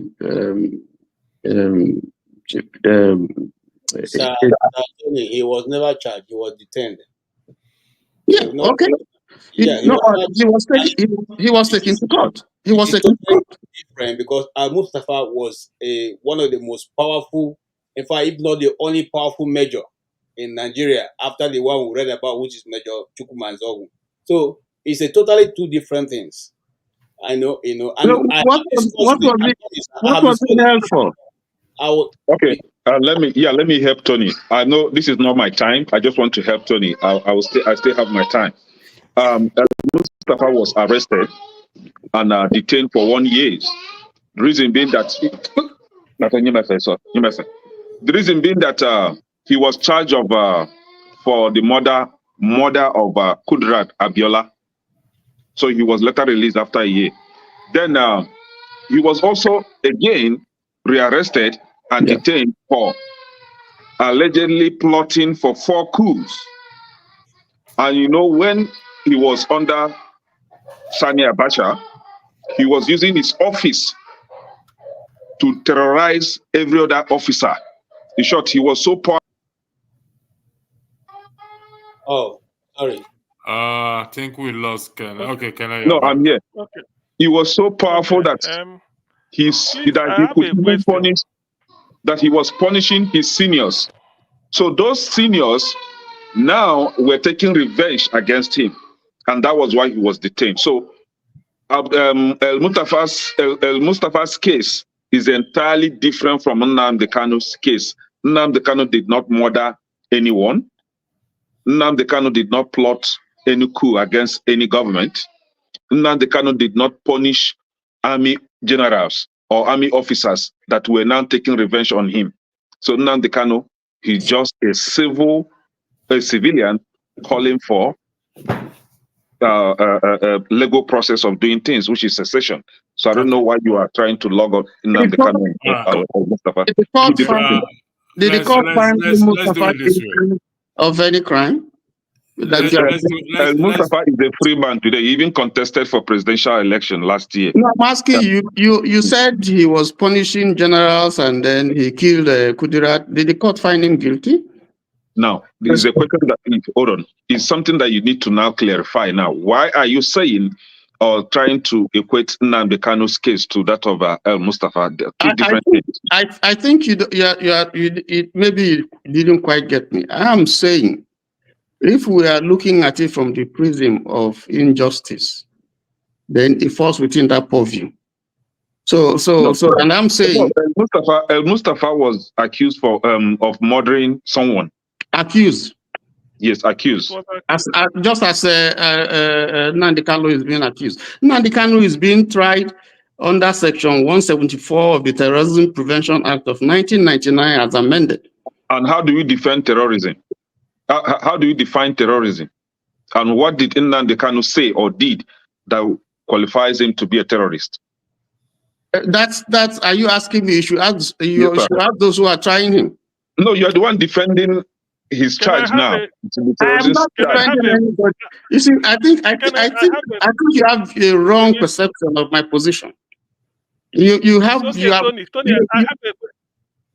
Tony, it's okay. Let me just handle my question. That should make so that some kind of people can understand where you are. Can know exactly where you understand.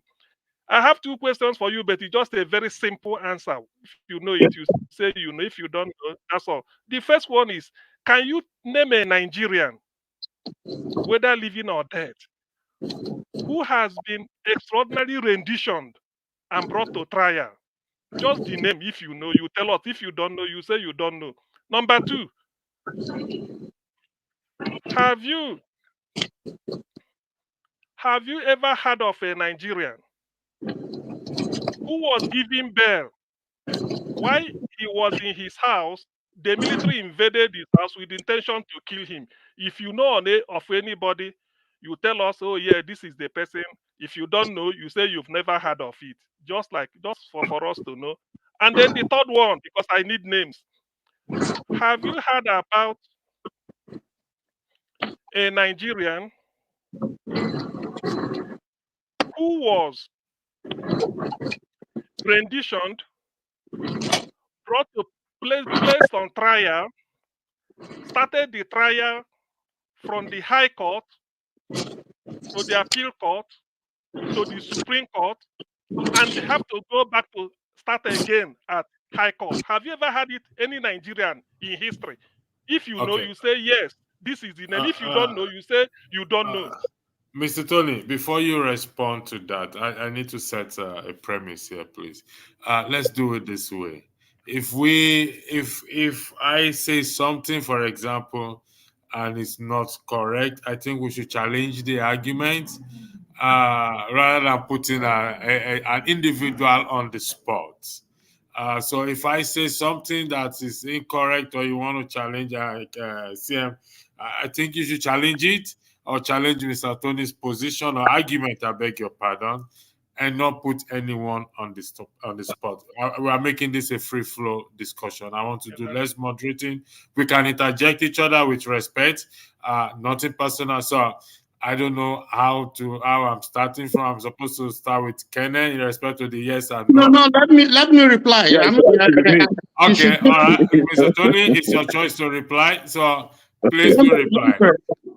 Yes, when I started speaking, I did say that Nnamdi Kanu's case didn't start in 2021. It didn't.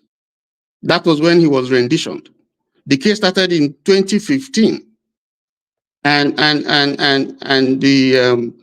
the offenses that he was alleged to have committed was quite different from the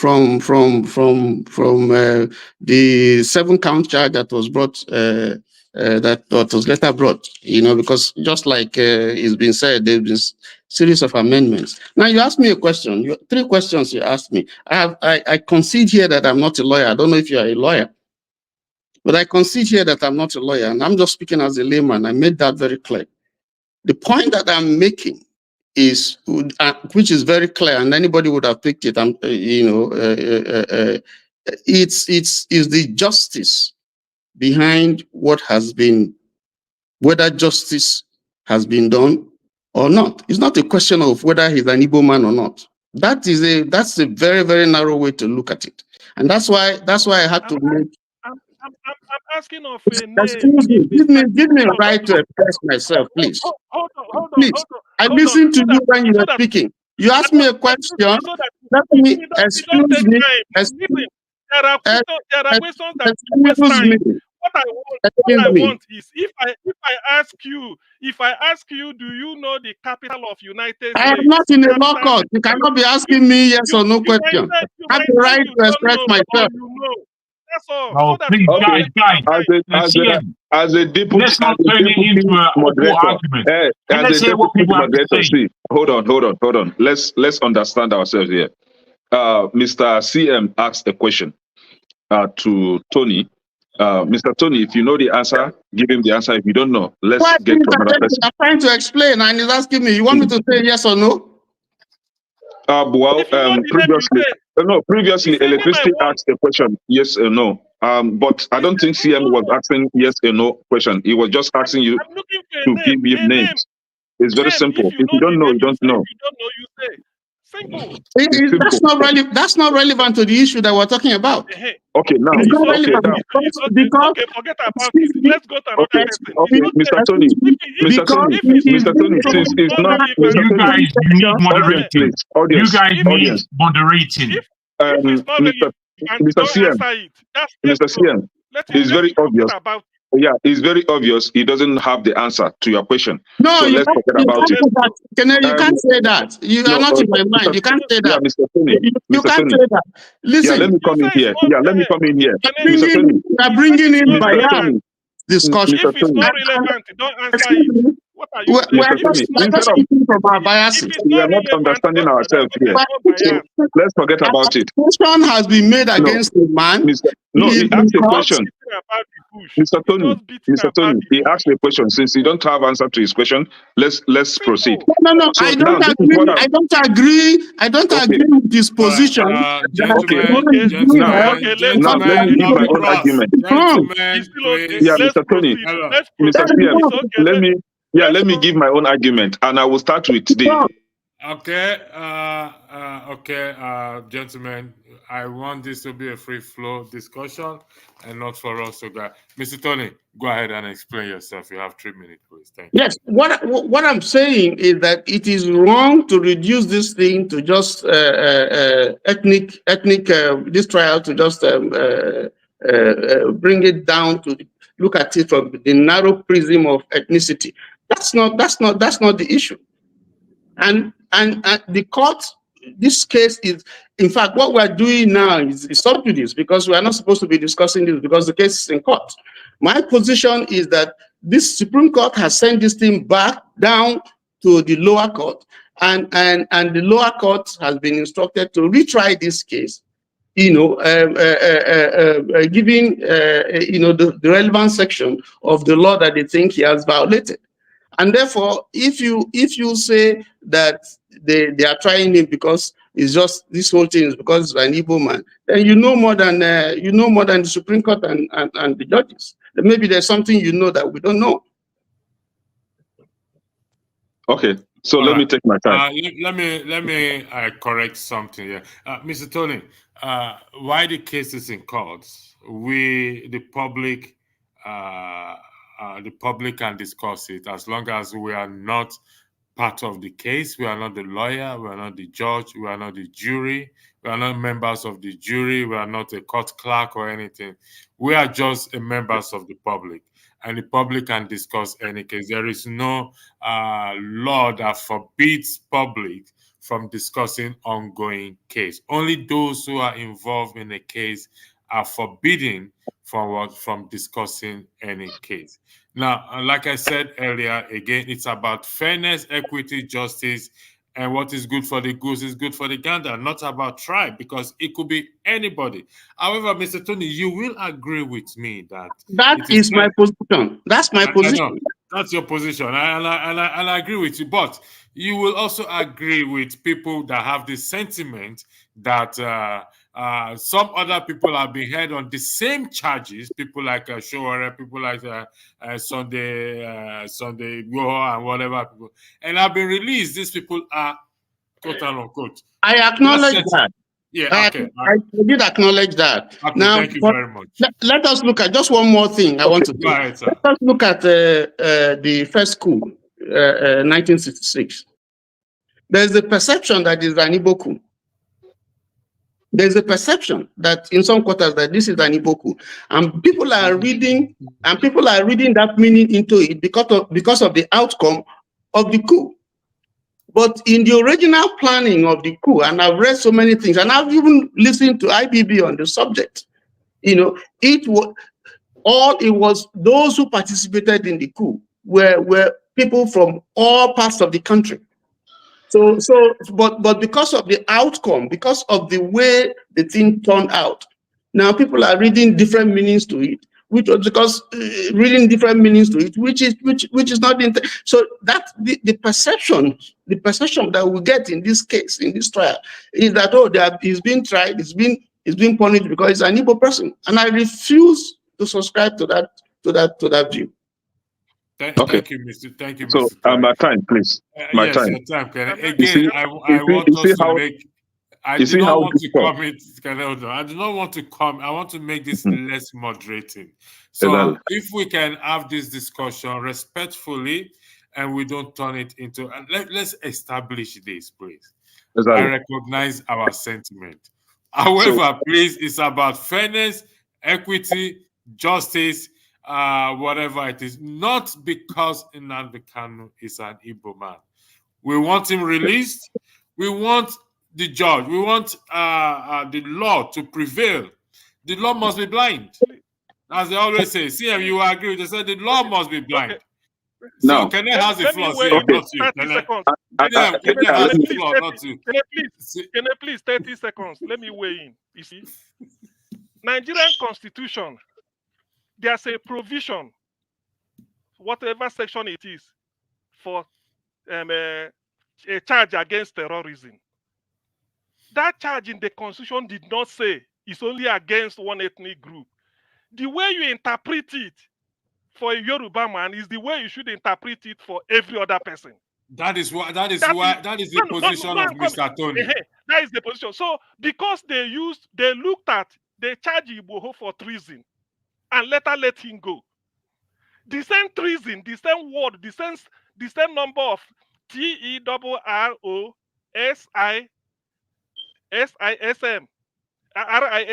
the same word, treason, terrorism, was what they charged Igbo for, was what they charged Showore for. The same treason, the same section. And they are left, say, go and see no more. Why are they still holding in Nnamdi Kanu? Because he's Igbo. The same terrorism. And people tell me that it's not because he's Igbo. When they say terrorism in the Constitution, did they say, when you're interpreting terrorism in the Constitution, if we say Yoruba, interpret it this way. If we say Ijo, interpret it this way. If it's Hausa, interpret it this way. If it's Kanuri, interpret it. Is it not one law for everybody? Why is the same terrorism you charge Igbo goes home? The same terrorism you are holding in Nnamdi Kanu, same terrorism. And that same section, the same section, Nnamdi Kanu, look, anybody can hold it. No, you use more than 30 seconds. Can the floor is yours? Nnamdi Kanu is being tolerant because he's Igbo. Simple. He's Igbo. That's all. Okay. That's what I believe in. Nobody can change me. Yeah, I say that Nnamdi Kanu's continued detention is because it's Igbo. And I can confirm that with my argument. See, Mr. Electricity, it's very difficult to have a case for Nigeria. We are badly mistreated, and I find it difficult to take the other position on this matter. Now, this is it. Mr. Tony, let me even correct this again. The restiveness in the Southeast isn't because of Nnamdi Kanu's detention. The restiveness in the Southeast is because of the coal and the gas, mineral resources that is being exploited in the Southeast. Just the way the restiveness in states like Zamfara, Yola side, Meduguri, and all that is because of the resources there. So it's a calculative attempt by the government in collusion with whomever that is sponsoring them. And that was why the Enugu state governor last time had to step out to begin to stop them from, mining coal in Enugu state. Actually, I think he demanded 1 billion naira from them. And today, as we are speaking, the mining of coal is ongoing in Enugu state. Every night, they are moving coal, trailers of coal out of Enugu state. And who is in charge of those areas today? Fulani terrorists. Now, I said yes, that the detention of Nnamdi Kanu is because of his Igbo-ness. And my reason being that there was a king, Ohanaeze Ndigbo, in Lagos State that spoke during the election, 2023 election. He was arrested. To today, he has been in detention. But the Oba of Lagos State called for extermination of Ndigbo in Lagos State. Oba of Lagos is a free man. There was someone called Sunday Igboho that is asking for cessation for the Oduduwas or the Afeniferes. But Sunday Igboho is a free man today. Asari Dokubo was also fighting for his people. Asari Dokubo was charged for treason. Asari Dokubo is a free man today. We have the likes of Ateke Tom. Today, Ateke Tom is even blessed with a chieftaincy title. I think he's their king or something. Then we have a lot of them. Yes. So we have Boko Haram terrorists. Boko Haram terrorists today are being pardoned, are being assimilated into Nigerian army. But why is Nnamdi Kanu's continued detention? Exactly the same way that today Alamesia is a criminal. Ibori is a criminal. Ekweremadu is a criminal, though I don't want to speak for Ekweremadu, but I can see some injustice going on there. Then we have the Ziani is a criminal. All of them, what do they have in common? They are from Southeast, they are from Biafra land. And today, as we are speaking, Ale Onyema, hold on. We know Biafra. We know where Biafra was, Mr. Oga. So today they're on the case of Allen Onyema. Because why? It's Onyibo. Now we have what they call him. On the other hand, we have Atiku, the likes of Atiku. We have the likes of Ganduje. We have Buhari. We had what they call him, their today's president, Tinubu. Abdul Rashid Mena, the pension thief. There was one. CM, I think you can remember. You can help me remember the name that ran to the UK, and they went to UK to rendition him, and the UK government asked them to bring him back to the UK. He's a free man. He was a free man. But today we are talking about an Igbo man being extraordinarily rendition, and somebody is telling me that it's because it's justice, fairness. Which justice and fairness is simply because he's an Igbo man, and the same court found him not guilty. The same court actually awarded some money to be paid back to him, and then his case is being referred back to the same court that passed a judgment in his favor. All those people that I just listed, they are all free men today. But Nnamdi Kanu, and you are not telling me that it's because of justice. Which justice are we talking about? It's simply because he's an Igbo man. Thank you very much. Gentlemen, somebody shout hallelujah. Somebody shout hallelujah. Let me close with this. Jagun, you said that you can give Nnamdi Kanu, you can destroy Nnamdi Kanu with argument in terms of Biafra, right? Unfortunately, Nnamdi Kanu is in detention. Simon Eba, I can help you set up a debate between you and Simon Eba on the Biafra matters. Please give me your take. I can help you. Jagun, please. You have to. Can I make my comment also? I said nothing. No, can you refrain from eating, please? Thank you very much. Oh no, I took the camera away. Okay, all right. Can I say something, please? Wait, KJ, you will say something. Hold on, KJ, hold on. I'm not some new people. Now my turn now. It's my turn after Kenneth. You sit down, is quiet. We have some new people coming in. Mr. Jefferson, welcome to the show. And Uncle Pansab. Mr. Jefferson, you had the discussion. You don't need me to introduce it. I'll give you 5 minutes to weigh into this, please. The floor is yours. All right, can you guys hear me very well? Yes, loud and clear, please. Oh, okay, very good. Yes, I saw these days the world is a global village, and I saw this topic, and I said, okay, wow, Southeast, and South wants to discuss why Nnamdi Kanu is in detention. I'm very happy we are discussing this thing, because it actually gives me some level of concern. Andrew, please put me backstage. I'll come later. It actually gives me some level of concern. What do I mean? Most of us were born in the 70s. In fact, let's not lie to ourselves. All of us in this audience, most of us are born within the 60s and the 80s. If I'm not mistaken, all of us here are born within the 60s and the 80s in terms of age. Don't be too sure. Except there are some. Okay, sorry about that. With due respect, I'm just doing an estimation. And why am I talking about the age bracket? So many things have been said. The people who are elders that are here knows better how Nigeria was just slightly after the Civil War. Maybe some people were very, very young. They saw so many things firsthand. Just imagine, let me speak for myself. Some of us were born in the 80s, and we heard stories, accounts of stories. And stories have been passed on and passed on and passed on. And it's not news that after the Civil War, majority of the Igbos left. Some that got their business, or some that want to collect their what they had as millionaires or whatever. They were told that no matter what you do, what we're giving you is 20 pounds, including my own grandfather. As I speak to you, my grandfather was among who are affected, and some of my other relatives. And this was to be a country. And unfortunately, even the people that they call themselves South, of course, they needed a new identity, because anything that is identified with Igbo is seen as a stigma. Well, some of us, when we grew up, we saw these things, and we're young, we didn't understand until later in our lives.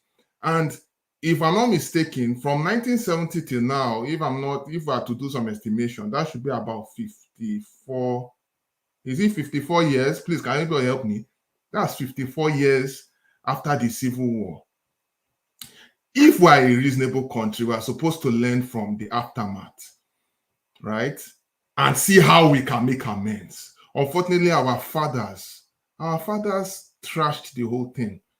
They trivialized it and make it look like, oh, we have settled, as far as we can hang around ourselves, there's no problem.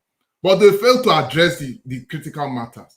And even when some of the Igbos, went to go and establish back again after the spoils of war, we're still being seen as, oh, okay, Omo Igbo or whatever, or Nyamiri, all over the country, and it tringles. And then when they tell us about tribalism, they will make it look like, oh, it's a lie, maybe it's just some few people. But the reality is, across the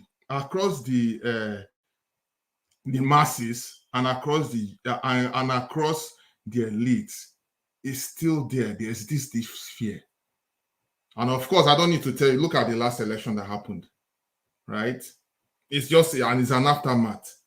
Imagine an imam in the north coming out and telling their fellow people that, look, if you vote Obi, you are voting for Biafra. And they bought it. Nigerians bought it. I kid you not. The videos are there. Go and check them now. They bought it. And of course, we all know what happened in the election. But the reason why I came here is because of the key issue with Nnamdi Kanu. Yes, he was vocal, he said all manner of things. But let us not deceive ourselves. We all know why he said all this because of injustice. He said all this because of injustice that happened in the past. And of course, that's why people had to key into it. And when people now keyed into it, of course, we knew that what the Buhari administration stood for. He knew what it stood for, and it didn't really, there was no direction. And that's why we're in this mess today, because there's no sense of direction where we're going today. So to be honest with you, who is holding who now? I believe, and let me tell you, in all this madness, we have sellouts, even within the Southeast. I'm sorry to say, I'm from Southeast, I'm an Igbo man, obviously, from Imo State. We have a lot of injustice amongst ourselves. Someone can sell you for a morsel of bread because there's nobody, So, and once we have so many sellers, what do you expect? Sellers that they'll be called what they want to gain. So I believe it's like it's two sides. People selling us, obviously, people poking us in the eyes, and people killing us from within. You understand? And so that's why, and again, to be honest with you, with all the nonsense happening in Nigeria today, I feel that guy needs to be released because, of course, he was put in jail. The way he even came to Nigeria but they are afraid. They are afraid because if they release him now, if they're going to release him, they are afraid maybe they're going to start another country. And I'm like, wow, are these people for real? But I don't know. I don't know what they want to do. It's left for them whatever they want to do. It's just that they need to do right by the people. They need to do right by the people and let the people decide. And even Nnamdi Kanu has even said it. It's not even about him anymore. It's about we. If the country needs to continue, let Nigeria, they need to really come to terms, because to be honest with you, if they continue the way they are going, we're just heading to the ditch. Thank you very much. To the ditch. So, I mean, it's just what I have to say for now. Thank you. And thank you for joining in no particular order, after Mr. Pansat speaks for 5 minutes, I will go to KJ. Okay, Jagun has left, and I will go to, after KJ, it will be CM. And okay, after KJ, CM, after CM, Jagun. After Jagun, Mr. Tony, okay, then Kenneth, then we'll come back to Jefferson. Now, Mr. Uncle Pansat, good evening. Welcome to the show. The floor is yours. You got 5 minutes, please. Thank you. Thank you very much, Mr. Pastor Electricity, for putting up your show. Once in a while, I do come on that section when I'm not ready to go on the cam, and you make it a duty not to let me in there. You're an officious oath when it comes to me, right? Which is okay. But let me say that the problem, electricity. Let me say something that it's controversial. What am I gonna say? Sorry, Pastor. Can you adjust the camera a bit? It's kind of yeah, much better. Thank you very much. Okay, good. Actually, I know you could hear me very well. So this is actually I learned to do this from CM. I don't think I need it. If you need it, I put it on. But listen to what I'm saying. What I'm gonna say now is gonna be controversial, but it's true, right? I'm doing it as a service to Nigerians. Let's not beat around the bush. All the problems we have, 100%. I cannot, for example, we don't have electricity. It's gonna be because of what I'm gonna say. Let me congratulate you, Mr. Jefferson, for you gave a good speech to touch on some of the stuff. But all this is window dressing. Nigeria, we're blessed with everything by God. We have human beings, human resources. We have everything in that country, right? We have fair people. I heard somebody earlier saying we don't have leaders. We have great leaders. What do you want? We have a lot of good leaders in Nigeria. For those of us who went to high school, usually the people they pick to be a monitor, a classroom monitor, they are usually the best you could have. Americans didn't even have people like that, and they normally grow up to be very good characters. If you have a classroom monitor or senior prefect or a prefect even in our high schools, right? Secondary school. But we only have one problem, and anybody else who's talking about anything else is just making noise here, and they know we have a problem. What is the problem that we have with Nnamdi Kanu and all that stuff? We don't have courts, for example. We don't have electoral bodies. The problem we have is Boko Haram. Boko Haram is not the ones that carry AK-47 alone to go and shoot people up, right? That's Boko Haram. But you have Boko Haram judges. Here's the meaning of Boko Haram. Western education is bad. It's haram. You understand? That's what it means. So once you believe that Western ways of doing something is unacceptable, if you're a judge, you're a Boko Haram judge. If you are a host here, right? You're a Boko Haram host. You don't believe in Western ways of doing something. Now, Western ways of doing something, what do they mean by that? Like the jurisprudence, for example, right? It's misnamed because Igbo left their place and ran around the world. They picked up all kinds of things. So they're forever precluded from saying they own anything. It's usually human intelligentsia. It's what they call Boko Haram. So I was making the case yesterday that Christians should not be judged by a Muslim, right? It's controversial, but it's true. I gave the example, and I'm going to question any of you here who are you grimacing, you don't like to hear it. If you go right now, you assemble Hamas judges, and you bring in Jews into their courtrooms to decide their fate. Sorry, Mr. Pastor, I just need to get something you just said. Now you will continue. Did you just say a Muslim judge should not judge Christians or the other way around? Can you?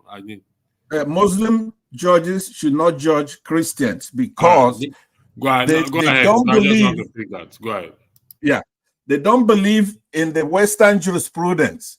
They didn't go to law school like you and I will go to law school. You go to Harvard or you go to the University of Lagos or whatever it is. You go to normal classroom and you learn the law. They went to Sharia places. Some of them didn't even never seen a classroom. A law classroom in their whole lives. For example, the last Chief Justice that we had there that replaced Onegan. So when Buhari came into office, the first thing he did was to remove Chief Justice Onegan, who's a Christian from the South.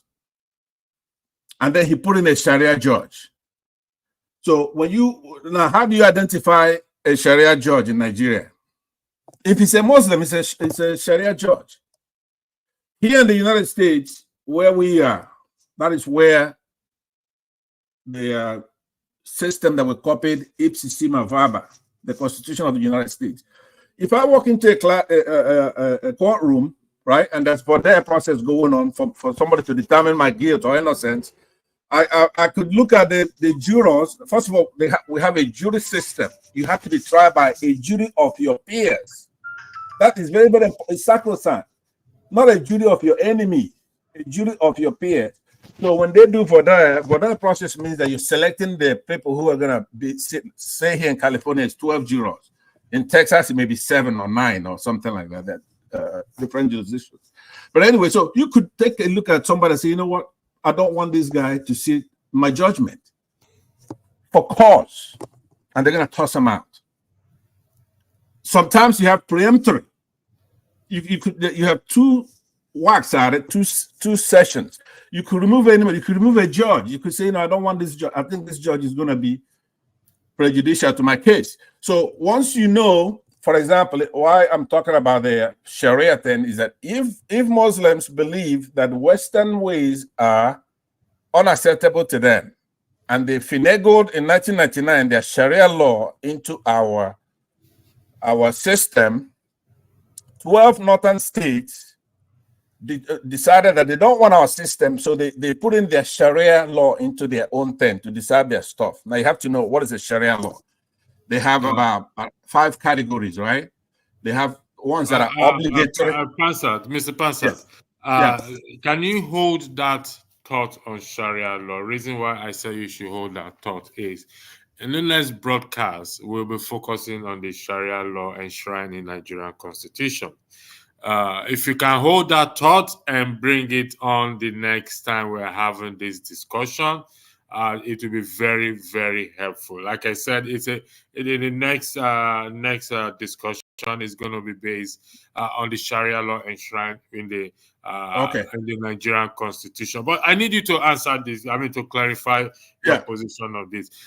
You said a Muslim judge should not preside over a Christian case. Have you reviewed every case or cases that Muslim judges presided over a Christian? Do you have one or anyone? That's all of them, basically. Have you read the case? Have you read the cases? I have. I wouldn't say all of them, but I have a flavor of it. But I will answer that. Let me just conclude my remarks, because I know you want to go around again. So let me just conclude, right?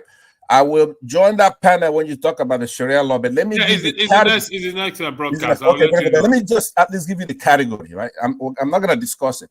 Here is, most people hear Sharia law, what is it? It is categorized into about 5, right? Some are obligatory. You have to do it, right? Now, we're going to discuss what those are.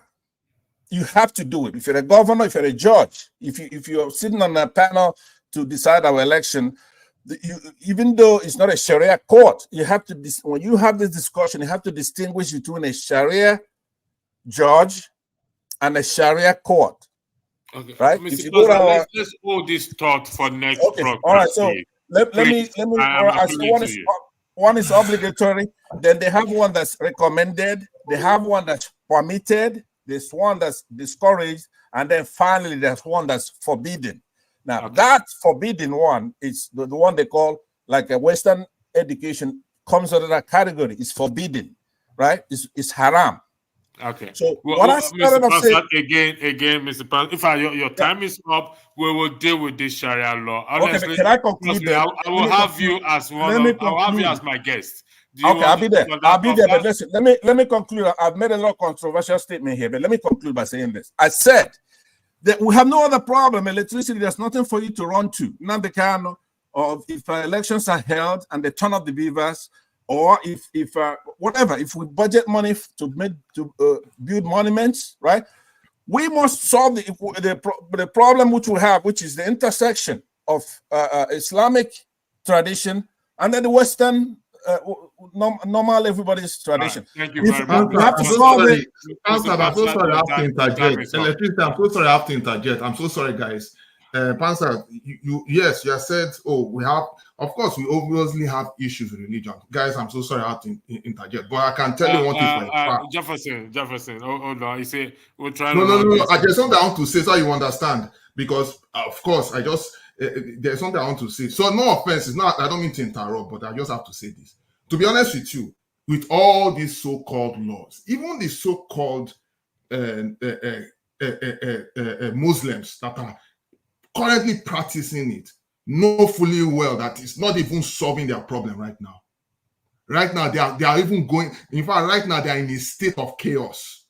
They are in a state of chaos. And if you check the Middle Eastern world right now, most people that have all these practices, majority of them are running away from their country and going into countries like, of course, America, Europe, and all that to have a breath of fresh air. You really think they love it? They don't.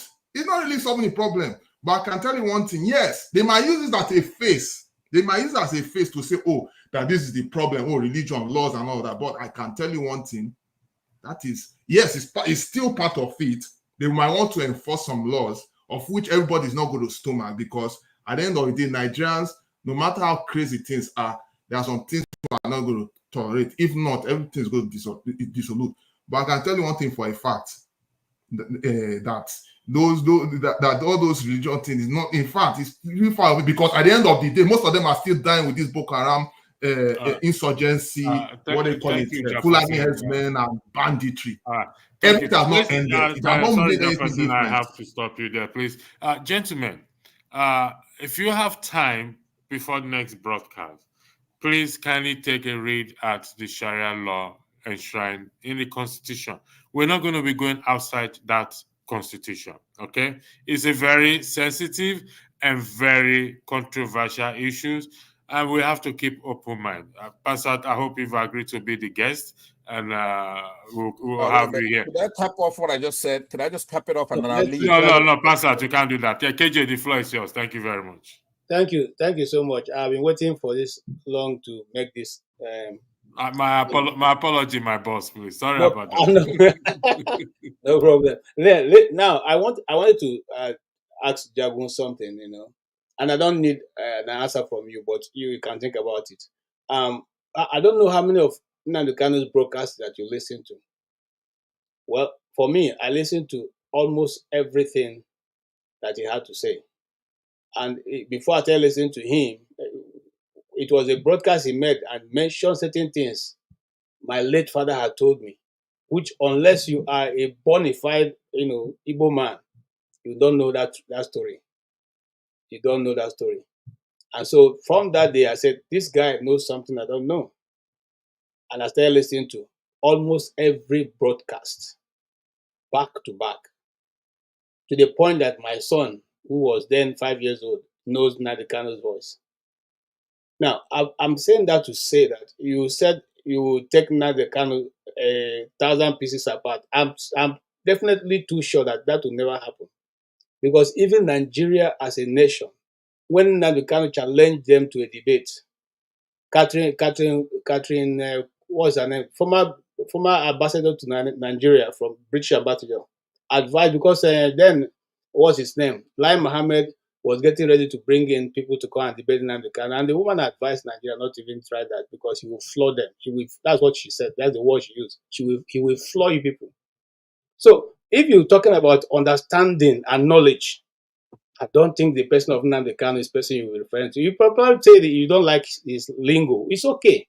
And like I've said many times before, not everybody will like the language of a freedom fighter. Not everybody will like the language of people who are looking for freedom, because it is something that is not an ordinary person that does. I cannot do what Nnamdi Kanu is doing. I cannot do what what's his name, Simon Ekpa is doing. I may be gifted in another direction, but in that direction of confronting the system in the way and the manner they have done, I don't have that ability, so I respect them for that. Secondly, There was a time I came onto this panel, people came and were saying certain things about Nnamdi Kanu. I said, look, if you, me, in my community, I think if I count the members of my community, there may not be maybe more than 10,000 or 20,000 people live in that community. I can't ask them to not to go to their farm one day and they will agree not to go. So if a man can make a whole Southeast to sit at home, whether you like it or not, that person deserves some respect because he's not paying them. He's not a political leader. He's not giving anybody any money. He's just simply telling you the truth. And if a man in that nature can also awaken the consciousness of both the North, the South, the East, the West, I think he deserves some respect. There are people who have that understanding, which he has. They never sold it to the people to open their eyes. So if this young man has come to do this to the point that people's eyes have been opened, then I think he deserves some commendation. Whether you agree with him or you don't agree with him. That's the truth. Because some of the people who claim to be freedom fighters... I'm not sure of your question or indeed what you are saying. I'm making a submission. I've just simply asked that question. I've gone through, left that long time ago. Now, the people, some of the people calling themselves freedom fighters right now, if we go down their history, they didn't start like Nnamdi Kanu started. I mean, Nnamdi Kanu wasn't lacking money. It wasn't that he was looking for, he could have lived in affluence, throughout his life. He decided to step into what he's doing now. So I commend him for that. Now, coming back to whether his detention is, it is obviously certain that because of the region of Nigeria that he belongs to, that what happened, and is still happening the way it is happening today. If you remember, there was a one certain governor called Samuel Otom, who the Fulanis more than almost killed him 3 times, who was ever prosecuted. Despite all his calling for investigation, was anything ever done out of that? Because again, he is one of the people who belong to the side nobody wants to hear. And so, whether you may not agree, but me coming from the East, I know that if Nnamdi Kanu had not taken the step he took, and now brought in those people who he called the IPOB members who are in the forest, the whole of the Southeast will have been a different place today. The same thing they are trying to do in Imo State extended to the East. You already know that Imo State have the biggest reserve of gas in Nigeria. And so now the quest to implant people in Imo State is something that cannot be matched with anything. So this is the plan. And that plan has been foiled by and large by the actions of Nnamdi Kanu. What we are simply saying is, if your court, the court of Nigeria, can hold a man with all your apparatus of security for 3 years, you've not been able to find how to prosecute him in your own court. You have not been able to find him guilty in your own court. Of what right do you have to continuously hold him, and prevent him from moving on with his life? It's a simple question. It is not him who is going to, you accuse him, you arrange him, you charge him. You have all the apparatus of government, the military, the police, the justice department, and yet you've not been able to find something that can stick. Where will it be done? Can I ask you a question, KJ? Let me ask KJ a question, right? Are we supposed to wait in perpetuity? Pastor, hold on 1 second. Let me just ask my question. You will ask him the question. Hold on 1 second, please. I want to highlight something. You will ask the question. Eccentric, welcome to the show. I want to highlight something, and I want us to go in that direction. Pastor will ask. Okay, no, Pastor, ask a question first, please. Just make it brief. A question, please.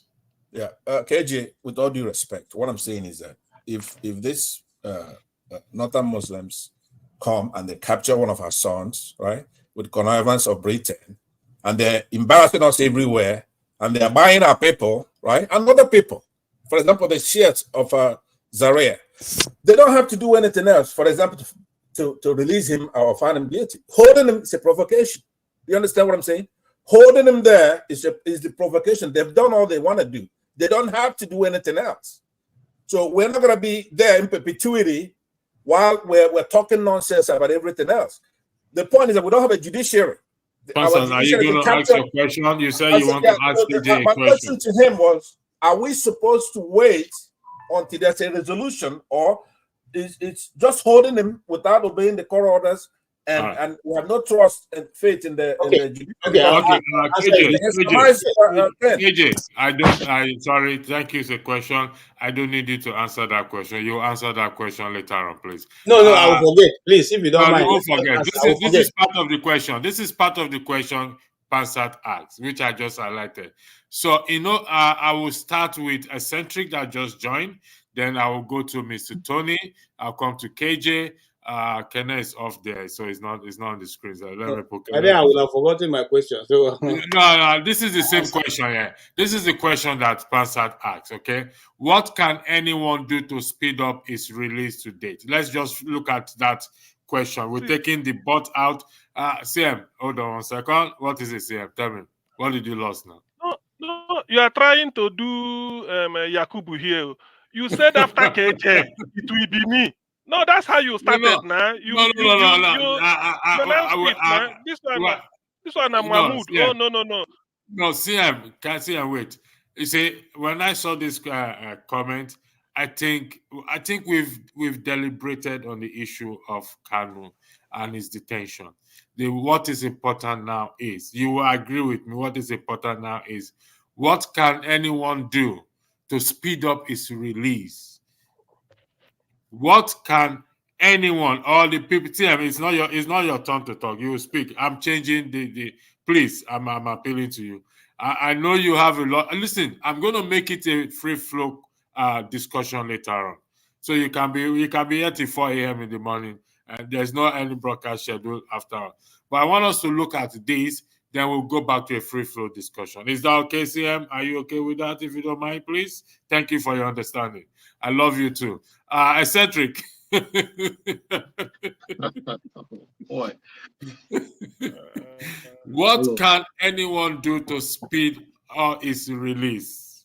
Eccentric, the floor is yours, boss. Well, to be honest, I don't know what anyone can do to speed up his release.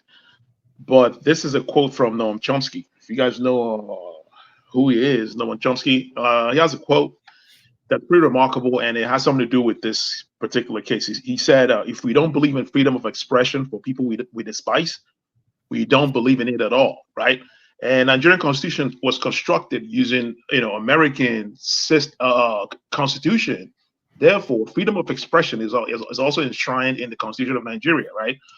I know, like, most of the things that he was saying were inciting violence, but it's freedom of expression. As long as he did not carry out any act of violence, I don't think he should be persecuted for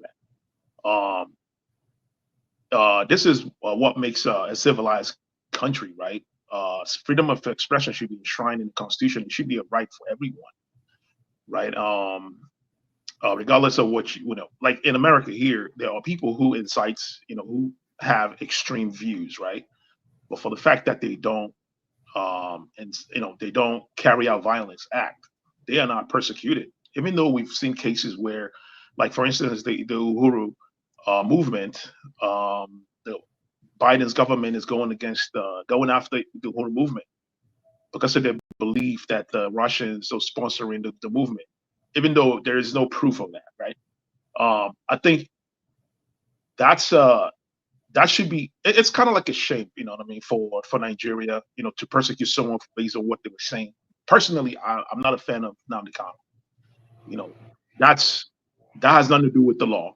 My personal opinion has nothing to do with the law. So based on the law, I don't think he's done anything wrong. As long as he did not commit any act of violence, I think they should let him go. And holding him in custody actually make him a martyr. It actually makes his case for him, and it creates more followers for him. If the government, if they're smart, they would have approached it in a different way instead of trying to lock him up, because locking him up does not achieve any goal, right? It does not stop his messaging. It doesn't stop his movement. It actually makes it more better. It kind of creates cognitive dissonance for those who are against what he was saying, right? Because you could say, well, if Nnamdi Kanu, if he was wrong, why is the government, if he was wrong, why is the government trying to shut him down, right? Trying to shut him down means that he's kind of right.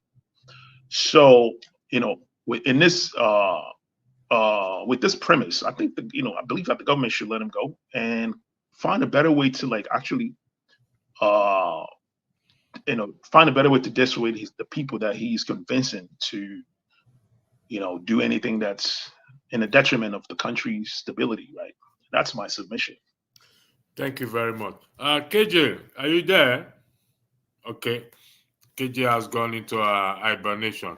Mr. Tony, the floor is yours. What can be done? Can anyone do to speed up his release? Well, my view is that the case is the case between Nnamdi Kanu and the federal government. So the federal government is who are prosecuting him are the ones that can withdraw the case from the court. Case between Nnamdi Kanu and the federal government. Yes. So the angle to look is to see how the federal government can be lobbied through the Attorney General and Minister for Justice to persuade the president, who has the power to order the court to release Nnamdi Kanu or stop the trial, and then whatever follows, can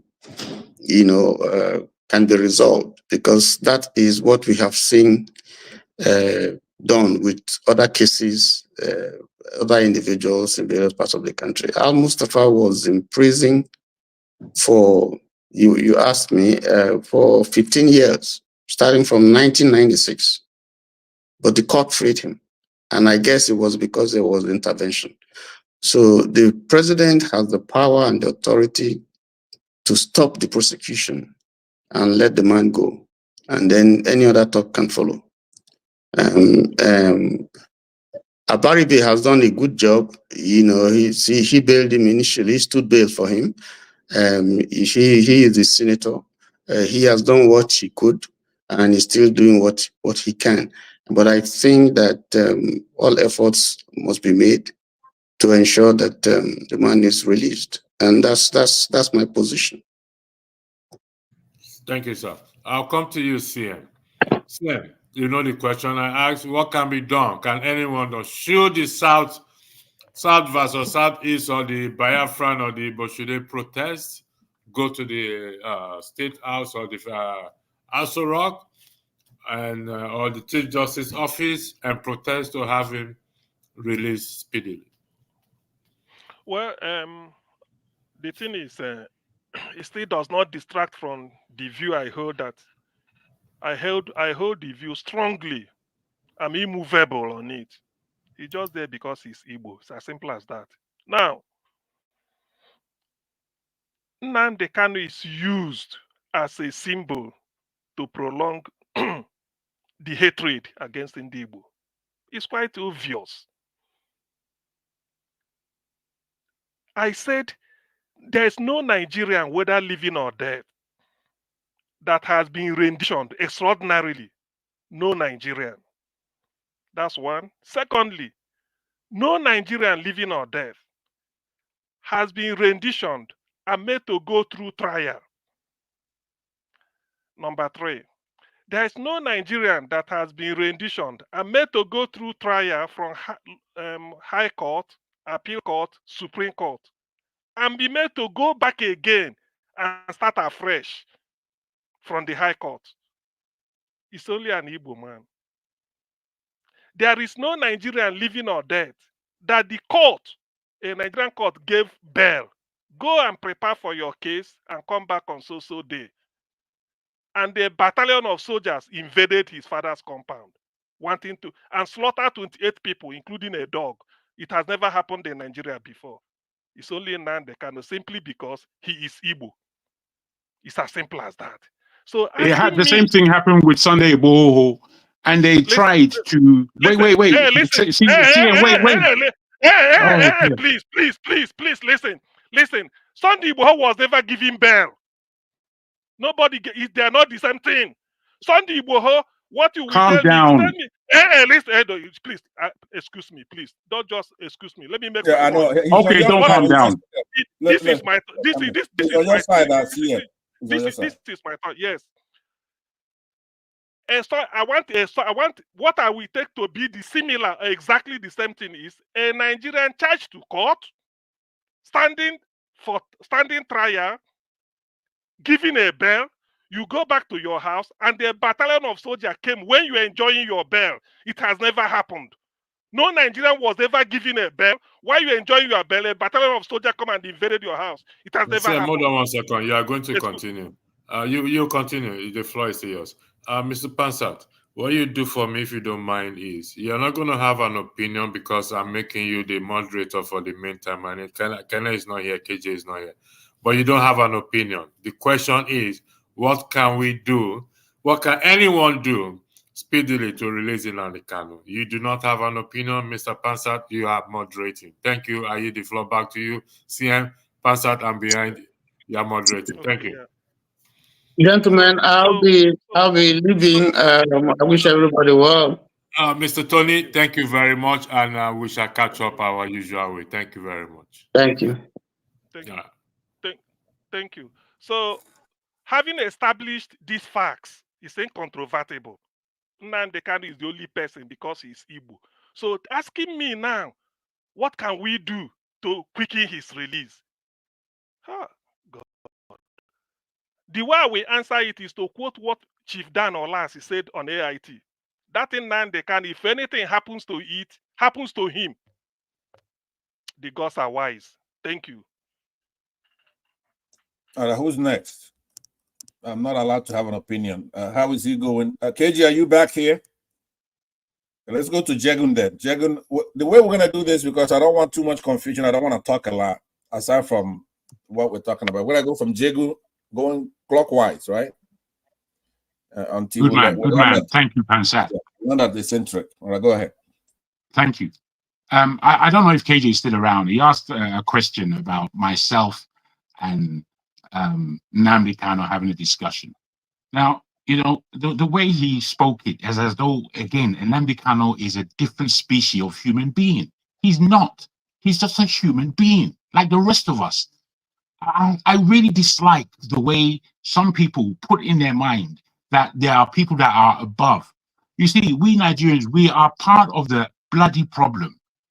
We have this deference for certain things, and then we have disrespect for others. Whether or not it's accurate or not, we don't even care. For me to have a discussion, you know, my guy, well, he's younger than me, and that doesn't matter. The youth or age does not matter. But he's about a couple of years younger than me. So am I listening to him? I'm listening to him very well. He said, I don't know how many of the things that you have listened to, but I have listened to all of them. So bloody what? Does that mean that you know more about him than anybody? Go and sit down with rubbish. My pursuance is when I'm listening to another human being, I am listening to everything that they say. And in my listening, I know where I have my objections to what they are saying. And upon this, I can have a discussion with anybody on this planet. I hesitated to swear. I don't know how you people see things. Nnamdi Kanu is in an area of what did he call it? Social. I don't know what he called it, but I don't believe that you're even understanding yourself. Why can I not have a discussion with him where we are at different ends of the scale? Because what? He's more than a human being. He's just a human being. Now, if you listen to what I said earlier properly, because you only took up that small bit of what I said. If you listen to what I said to you guys, I have no idea why this guy is still in prison. Neither do the Nigerian government have any idea why he's still in prison. They don't. But I'll put to you this, just to try and balance this conversation that we're having. Could it be, and this is just a question, because I know people are going to freak out, could it be that Nnamdi Kanu, as far as the Nigerian government is concerned, stands as more of a threat to them than anybody else in that game? Could it not be that? I won't take away the fact that maybe the Nigerian government do not like Igbo. I don't, that aside, you people who are Igbo will take that upon for yourself. However, the way the Nigerian government is, somebody like Nnamdi Kanu, with his level of vitriol, with his level of pointing, is a direct threat to the government. And upon that direct threat to the government, many people who are not even Igbo would join Nnamdi Kanu in threatening the government to be just. We know that the Nigerian government is not just. So that's why he's there. So in that, how do you speedily get somebody like that out?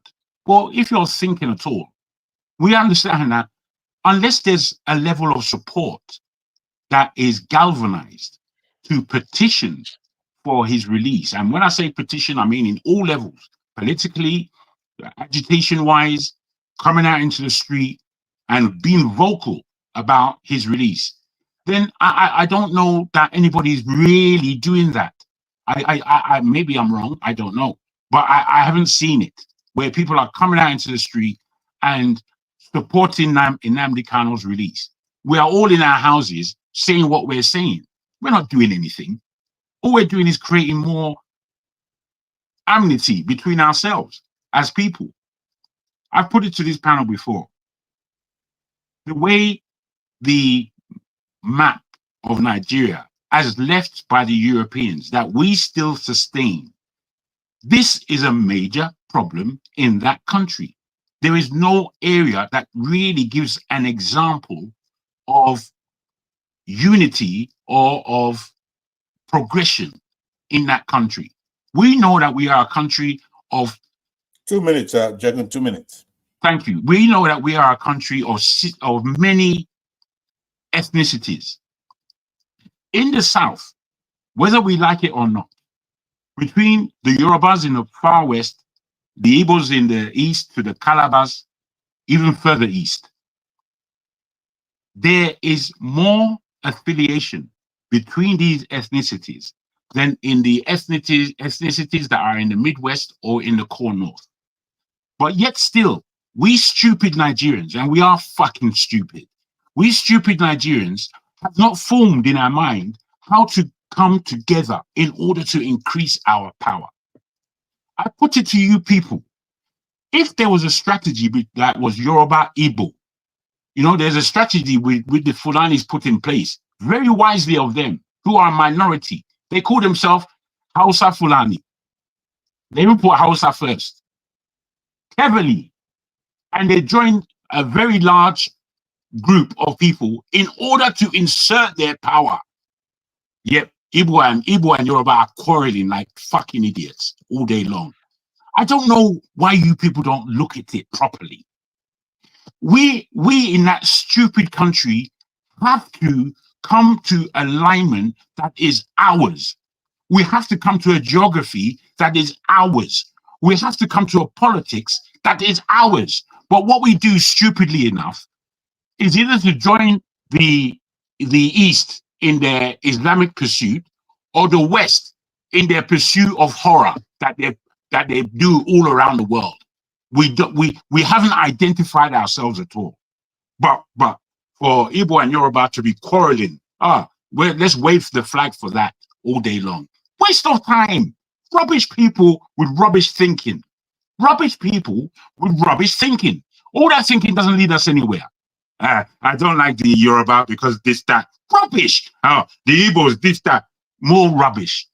When are we going to come to sense that we only have one country? We can break it up and spoil it if we want. We can do that if that's what we believe.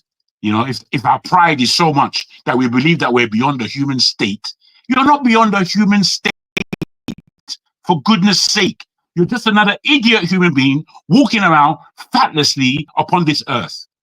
30 seconds. If we have Thank you, brother. Let me just round up like this. I've spoken about how it is possible for us to galvanize if we believe that Nnamdi Kanu is being unfairly held in detention without law being assumed in any way for so long. We're supposed to come out and make sure imagine any of us being in prison and really nobody cares, yet we have no real charge against us. We're left to our mind. You know, when you are in prison or enclosed or by yourself, things happen to your mind, things happen to your physique, things happen to your spirit. So to be held there without charge, to be held there as an innocent, which is how we have to see him, to be held there as an innocent is a failing not just of our government, but us as people. I'll put it to you like that. Good submission. Mr. Jefferson, did you speak earlier, or do you want to go before I go to Man of Prestige? Did you speak earlier? Mr. Jefferson, can you hear me? Oh, yes, I can hear you. Sorry, a call just came in. So did you speak when I spoke, or you want to take 2 minutes to say something before we go to Man of Prestige? Do you have something to say? Hello? Okay. Yeah, I'm going clockwise, but you're somewhere in there. 2 minutes. No, I'm here. Okay, sorry about that. Yeah. A call just came in. I needed to do that. Jagun, first of all, I want to thank you for what you said regarding identity crisis. You know, unfortunately, that card has been played before and after the Civil War. And it's unfortunate that we have learned absolutely nothing. Nothing. We have learned absolutely nothing. To the extent that even up till now, we're still doing Omoibo, Mbati, and all that nonsense. We still do that in 24th century, and we expect things to change. You know? So let me just go quick because of the how to get Nnamdi Kanu out. To be honest with you, I just tell you the truth that unfortunately, I'm sorry to say this, but the federal government is playing with fire. Of course, you know fully well that if that guy, if anything happens to him, Nigeria knows what they are looking out for. He's held out of his will right now, which is not right, and they have been playing about it. You know, the courts are not being fair. Look at the judiciary. Judiciary is not being fair right now. So I feel that if they want to get that guy out, all they need to do is they need to come to terms to the fact that there need to be some massive level of dialoguing. Yes, they need to understand that. They need to come to terms to that and find a way to just release him. There's no time for that. Unfortunately, during the time of Buhari, it was kind of difficult because unfortunately, Buhari had the mindset of how will I put it? He had this stiff mindset of, oh, no matter what happens, like the Fulani, they will say, if they don't forgive you, they will never look back. You know, those kind of a thing. So that's exactly what happened. So I said, no matter what this guy do, he's not going to go out of jail. They need to also advise our armed forces. Our armed forces are doing more damage than currently now. And right now they are simply playing with fire because they feel they will always have their way. When they tell them, they will just, oh, no matter what happens, they will. So if there's a court injunction for you to go, they should respect the office. But unfortunately, it's kind of tricky because we don't even know where this thing is coming from. It's just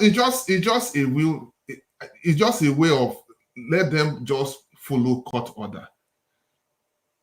The what they call it, that part, is it the petition? It could work too. Is another way of looking into it, that a petition can work. If they write a petition and it has a weight, and we all come together and say, let this guy come out, he will definitely come out.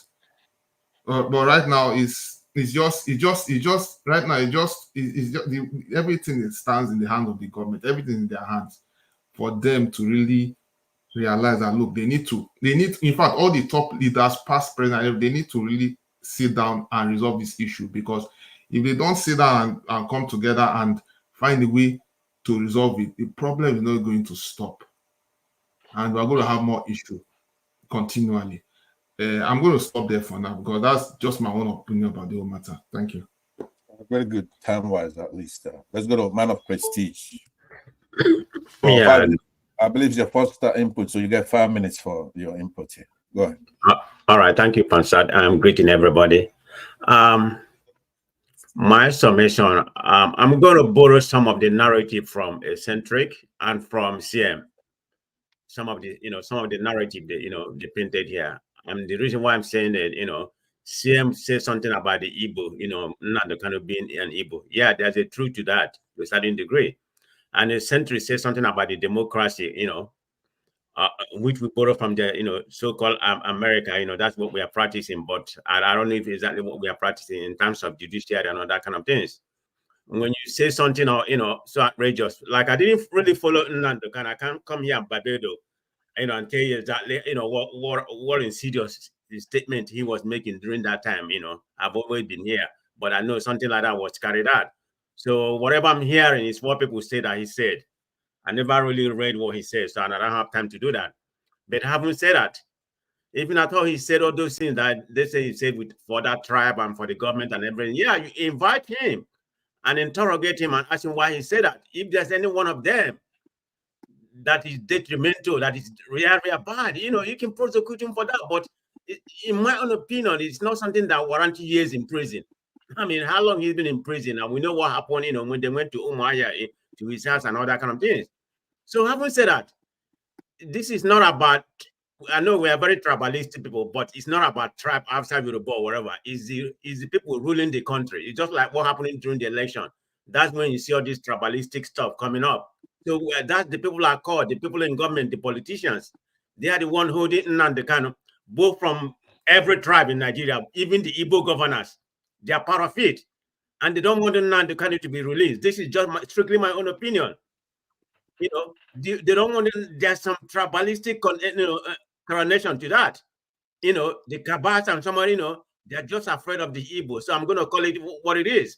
There's no hidden about that. It's not just ordinary people like me or Jagun or other people. We're talking about the elite, the politicians. They are still skeptical of what the Igbo, what the mentality of Igbo people. Judging from what happened, transpired after the Civil War, that is still there. That has not gone away up to right now. So it's just the elite. When I'm saying all this, what I'm saying. So there's a fact to what Eccentric said and the CM said, combine it together. Yeah, you can't hide that truth. I mean, that man should be released right now. It doesn't matter, Jagu or some other people, Jaffa said, what kind of petition we all write? They're not going to listen to you. Nigerian justice is just so corrupt, They're going to do what they're going to do when they decide to do it. Tinubu is in power right now. Tinubu has the right. Tinubu has the power to release him. So nobody can tell me. I know how Nigerian judicial system functions. It's like an emperor. Tinubu can just wave his finger like this, say release him, because everybody's answering to him. The army, the police, or whatever, But he may not do that for political capital. That may be some of the cabal in the north that don't want him to release. Tinubu, he want re-election. He's not going to do that. I mean, look at what had happened to Igbo. We know, whatever they charge him, he wasn't in charge to that extent like they charge Nnamdi Kanu. But that notwithstanding, he's working free. And he went to London agitating for Yoruba Nation. Nobody has called him, and questioned him. So, in my own opinion, Tinubu is a coward. It's all about political capital. That's all he's doing. I'm not in his mind. I don't know if he's tribalistic, so I can't come here and say that. But it's all about politics. Even the Igbo politicians are doing the same thing. They are afraid of Nnamdi Kanu to be released. People like my governor who pulls at him, I'm going to point it out. He's probably one of the worst perpetrators, A lot of them, all of them, they don't want Nnamdi Kanu to be released because they are scared that he's going to take over their power. What they are enjoying to Nigeria. That's just the bottom line. 1 minute. Still have 1 minute. I'm done already. It's just so annoying when it comes to Nigeria. I'm a true Nigerian, but this is what's going on right now. It's just so annoying. That's why sometimes I don't come here that much. I'm just sick of Nigeria. What's going on in Nigeria? Not the people here. I come here because of people here, my brothers here. But anything about Nigeria, I'm just sick of that country. Okay. I mean, every day we lament nothing. Look at right now. Where our leaders? They're all in overseas. vice president, president, the three presidents. I mean, we are just nonsense, man. I'm tired of Nigeria. I'm done, okay? Thank you. KJ, I'm going to hand you back this moderation thing. I'm really not cut out for it. And then let me chip something. You are the moderator now, KJ. Pastor, please, let me chip in something. I know. Sometimes I think, thank you. You see, from what people have said here, federal government feel that holding in Nnamdi Kanu is like they want to prevent maybe, it's a danger to them or something he will do. But they don't know that if something happens to him, that thing they are preventing, they will see it 1 million times. Now, I bet them Nigeria will cease to exist. Do you know why? Bruh, I beg your pardon, CM. Yep. I know the premise you're coming from. I just want to put this to you. But are you sure about that? Do you not see the weakness of the Nigerian polity? I mean, we may be angry, but we do not go out and protest in a way that depicts our mindset. We don't do it, bruh. I'm not saying to you it will happen one way or the other. I put it to you, bruh. I get you, Jagu. This is not an INEC supervised election. Everybody can go home. This is about the existence of a people. Do you know what makes Nigeria? I know what you are saying. Do you know why people don't come out? Like all the nonsense politicians are doing, they can't. Because there's no unity of purpose. Let me tell you, within Nnamdi Kanu, there is. Do you know why? A lot of people I know, all they are hearing is, for instance, if you listen to what the first person Jefferson said, that our fathers, after the Civil War, they promised the reconciliation, reconstruction, rehabilitation. None of them was done, and they kept quiet. That was the agreement that brought the war to an end. Now, these people that are now living, this generation, they didn't hear all those things. They have to address, according to what is this man called, Frank Fanon. Every generation will face the challenge of their time. The present Southeast people, their own challenge is this challenge of identity. When they hear what happened, abandoned property seizure, they come back, you put them in a ceiling where you have to attend. If not, do you know that if there are people that weren't having sympathy for Igbo cause, but with this election last year, a lot of people that I did not even believe. Could you believe obedient headquarters is in Edo State? The people that value P2B more is even Edo people because of what happened. So this has, it's like a coalition is being built by this attitude of the government they are treating in Igbo. It won't be easy. Now, Igbo who went to London to submit a letter, anything that happens to Nnamdi Kanu, that coalition that stopped Biafra is no more there. Igbo will hoist his own flag, Yorubas will go, Ndigbo will go their way. So this is what I can assure you. It's as simple as that. That coalition that stopped Ndigbo is no more there. I doubt. That's a very, very, very good input there. But I think Eccentric should finish because we're gonna go around again. KJ, I don't know if you're ready to actually do the remoderation of time. In essence, timekeeper. That's what I've been doing. You want to be the you can go ahead, sir. Yeah, so you feel the pain also. Eccentric, you spoke before, so you got 2 minutes on the question that was posed here. Is what is it that should be done to have Nnamdi Kanu released? And then we'll go to KJ after me. Yeah, go ahead. Well, based on what I've read, right, the only reason why he hasn't been released is because of the SSS. The person in charge of the SSS, right? Like that's kind of like the Nigerian version of like the FBI, Federal Bureau of Investigation. So the chief judge actually told him to release. I don't know that he's going to hold him in contempt for not allowing Nnamdi Kanu's lawyers to visit him in prison. So I don't know where that's going to go because I think that happened in July because. From what I read, it was in July, but nothing happened. I didn't get any updates on that news. So there's a miscarriage of justice, obviously, because most of the things that he was charged with, they were kind of stricken out. And I forgot the term that they used, like he was acquitted, but he wasn't released, something like that. It's just weird, like reading the whole thing. It's kind of like a Banana Republic type of stuff. It's weird. You know, and I think holding Nnamdi Kanu in custody actually does not achieve what they think that they want to achieve, right? If they, I think what they should do is to actually address all the issues that he raised, right? You know, the issue of poverty in the southeast, issue of poverty in Nigeria, basically. You know, they should actually look at it in general, right? Because people are suffering right now, and they should take that message and I mean, imagine if the government come up with policies that actually elevates the people and go, you know what, we heard you. Now let's implement policies that will help the ordinary people. That might actually counter his message of trying to separate, you know. But you know, these guys, you know, they kind of think like American government to an extent, you know, like how this guy, the journalist, I forgot his name, from WikiLeaks, was arrested in London and kept there for so many years without any charges, right? So these guys behave like the Western government, pretty much, like Nigerian government, right? I mean, this is kind of like I always say that the West is inherently fascist, right? And I think Nigerian government copying a Western system somehow copied the fascistic tendencies, right? You know, even though we have a democracy, I mean, if you look at the government, clearly there's nothing democratic about it. You know, the people don't have a choice. We don't even pick our leaders. You know, those guys, you know, cheat their way into the system and become the elite. So I believe that even if the silence Nnamdi Kanu, his messaging will not go away. Other people will crop up. You know, because this is 1 minute. All right, this is kind of like an outcome of the situation in the country, right? You know, if the poverty persists, if the economic situation persists, there will be more Nnamdi Kanu in other regions.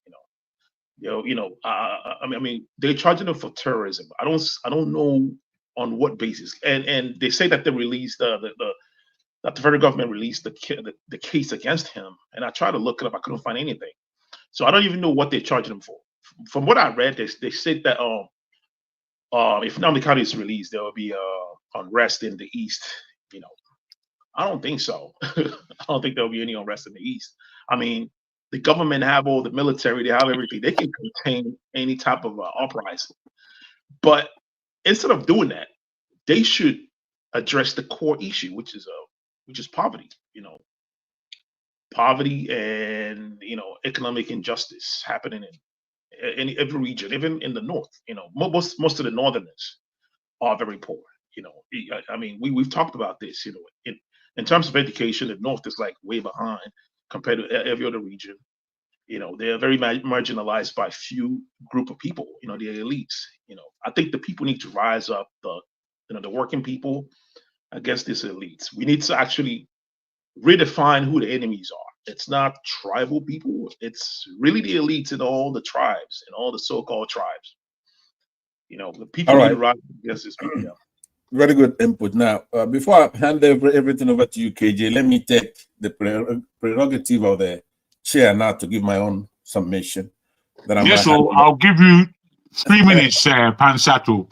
Jacob, thank you very much. I'll take that. Let me say that I go into the minutiae, right? Everybody's speaking in general terms.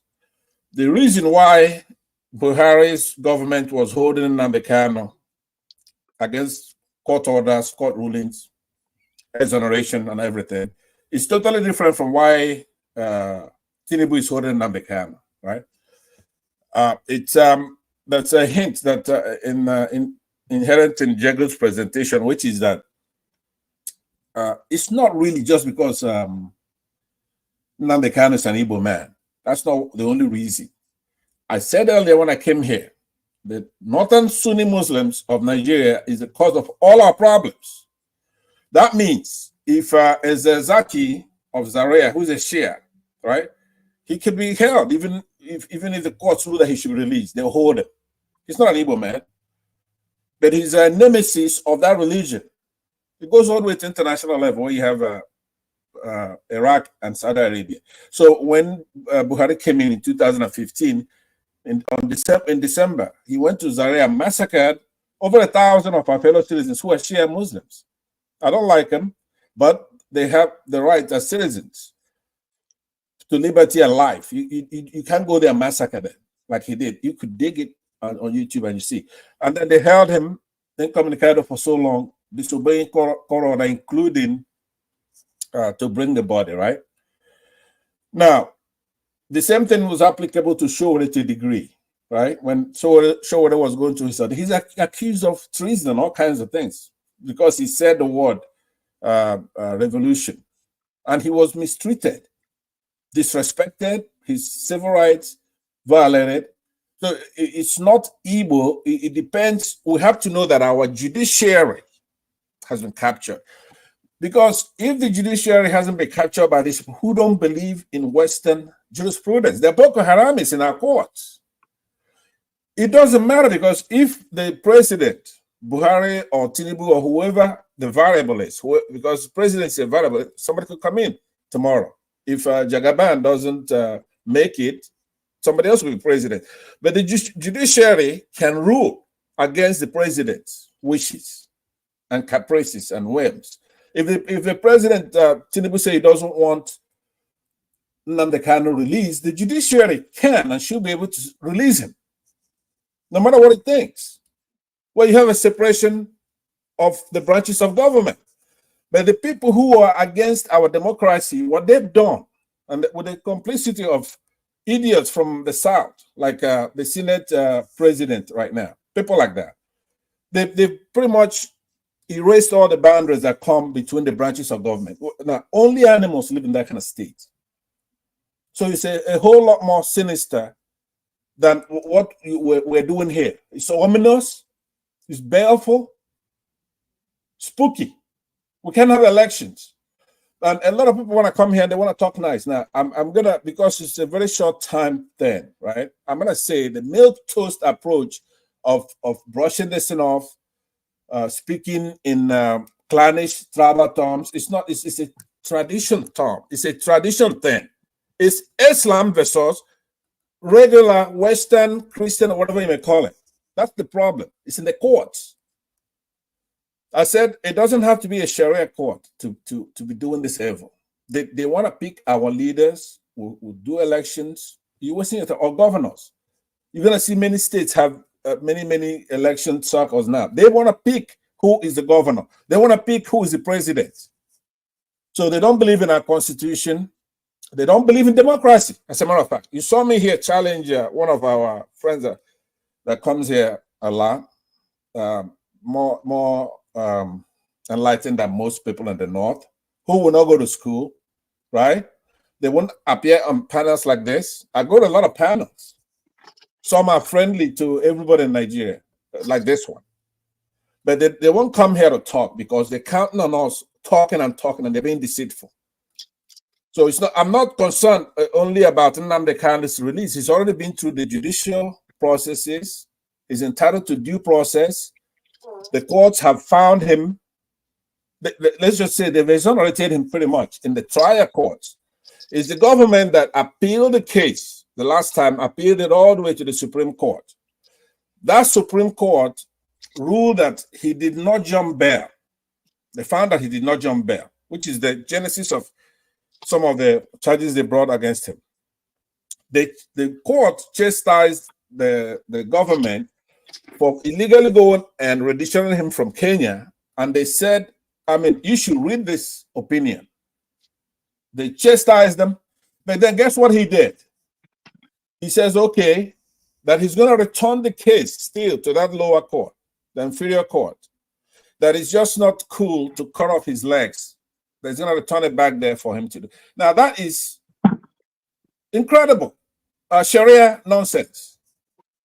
The reason why people go to the only body that has the legal standing to interpret the Constitution is that Supreme Court. Only.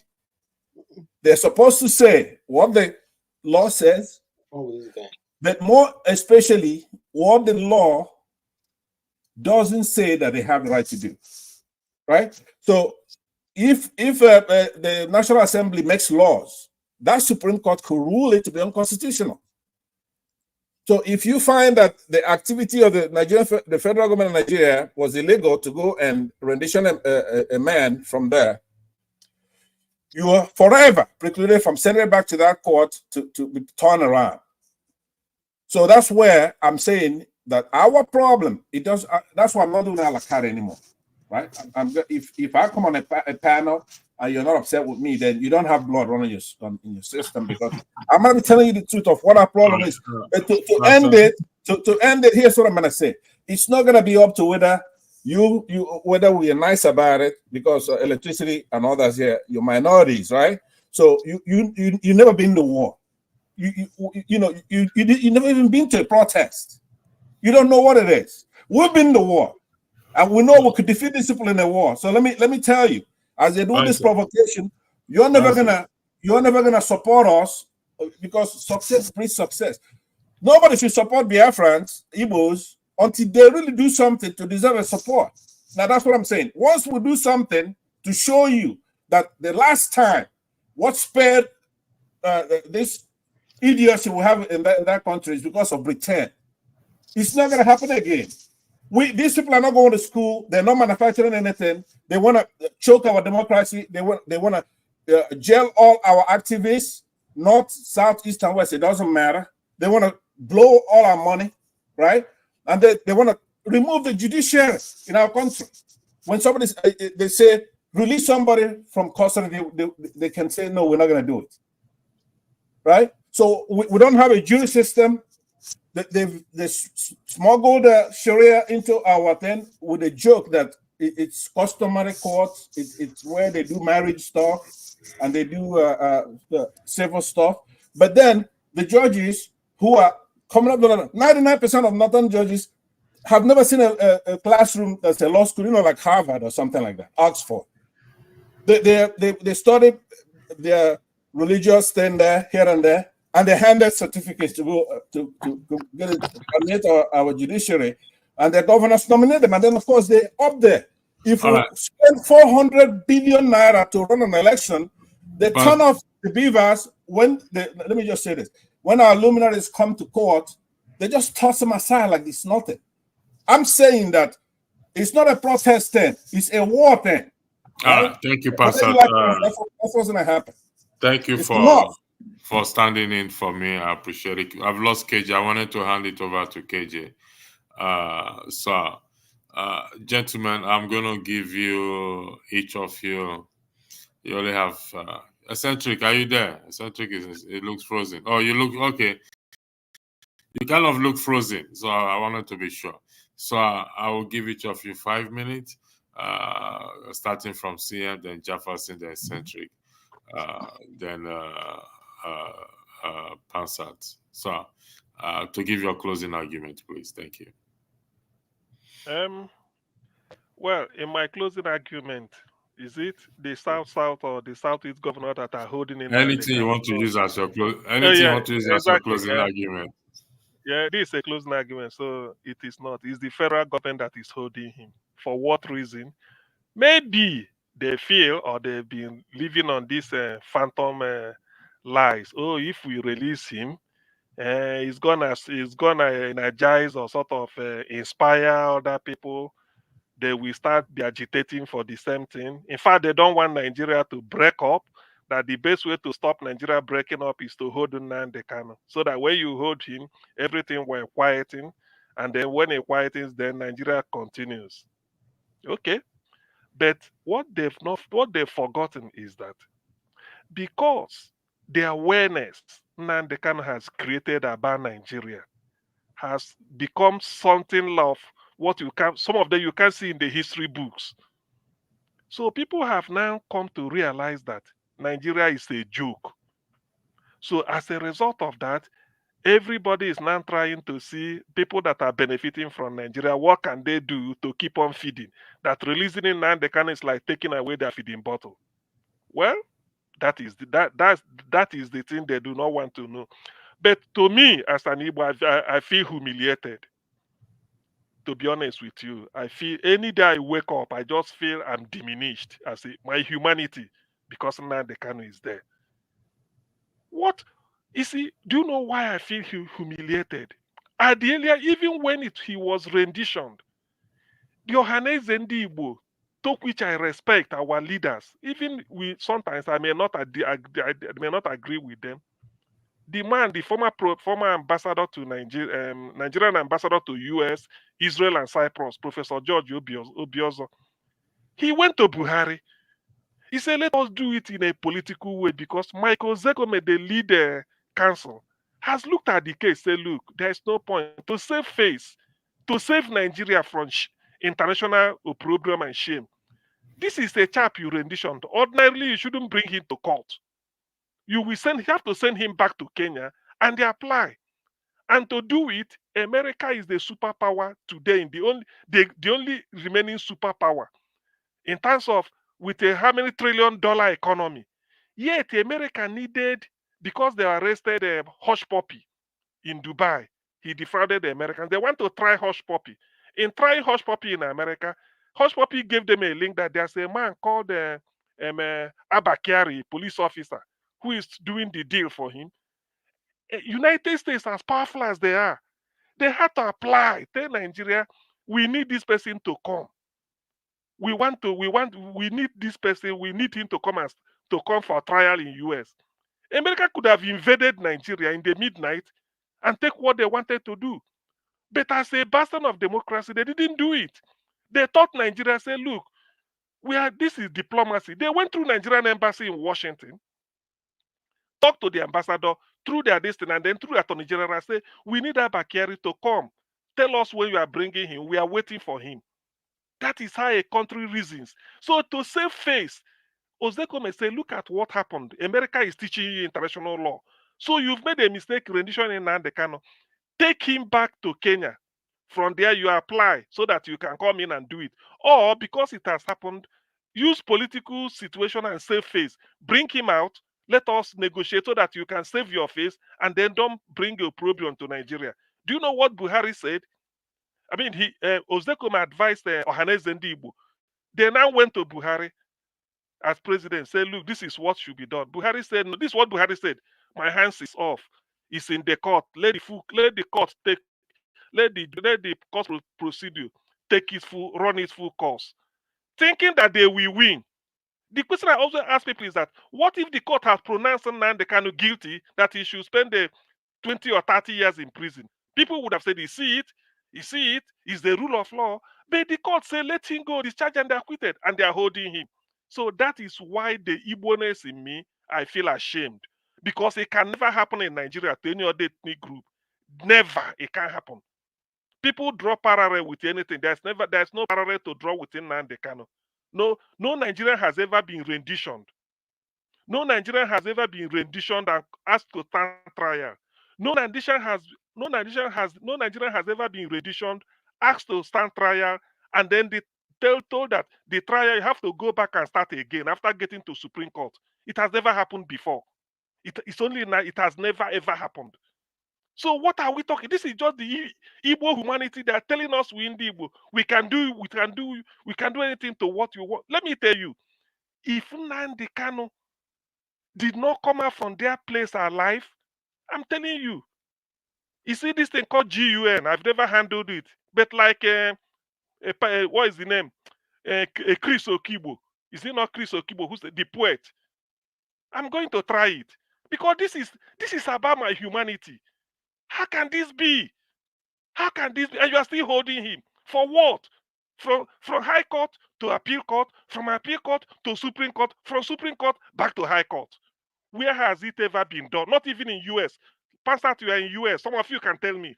Where has it ever been done? Where? In your own court. Why not leave him? Why not let him go? Just to save face. Political negotiation to save face. You renditioned him for 8 years, beating him. When Nnamdi Kanu came, when he was brought into Nigeria in the middle of the night, do you know what the Attorney General did?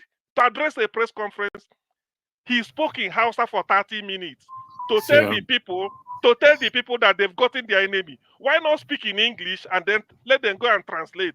But he spoke it in Hausa. And you are telling me that as an Igbo, I should be proud of Nigeria. I should be happy. This is humiliation. Every day I drink water, I feel ashamed. Thank you, sir. Jefferson, the floor is yours, please.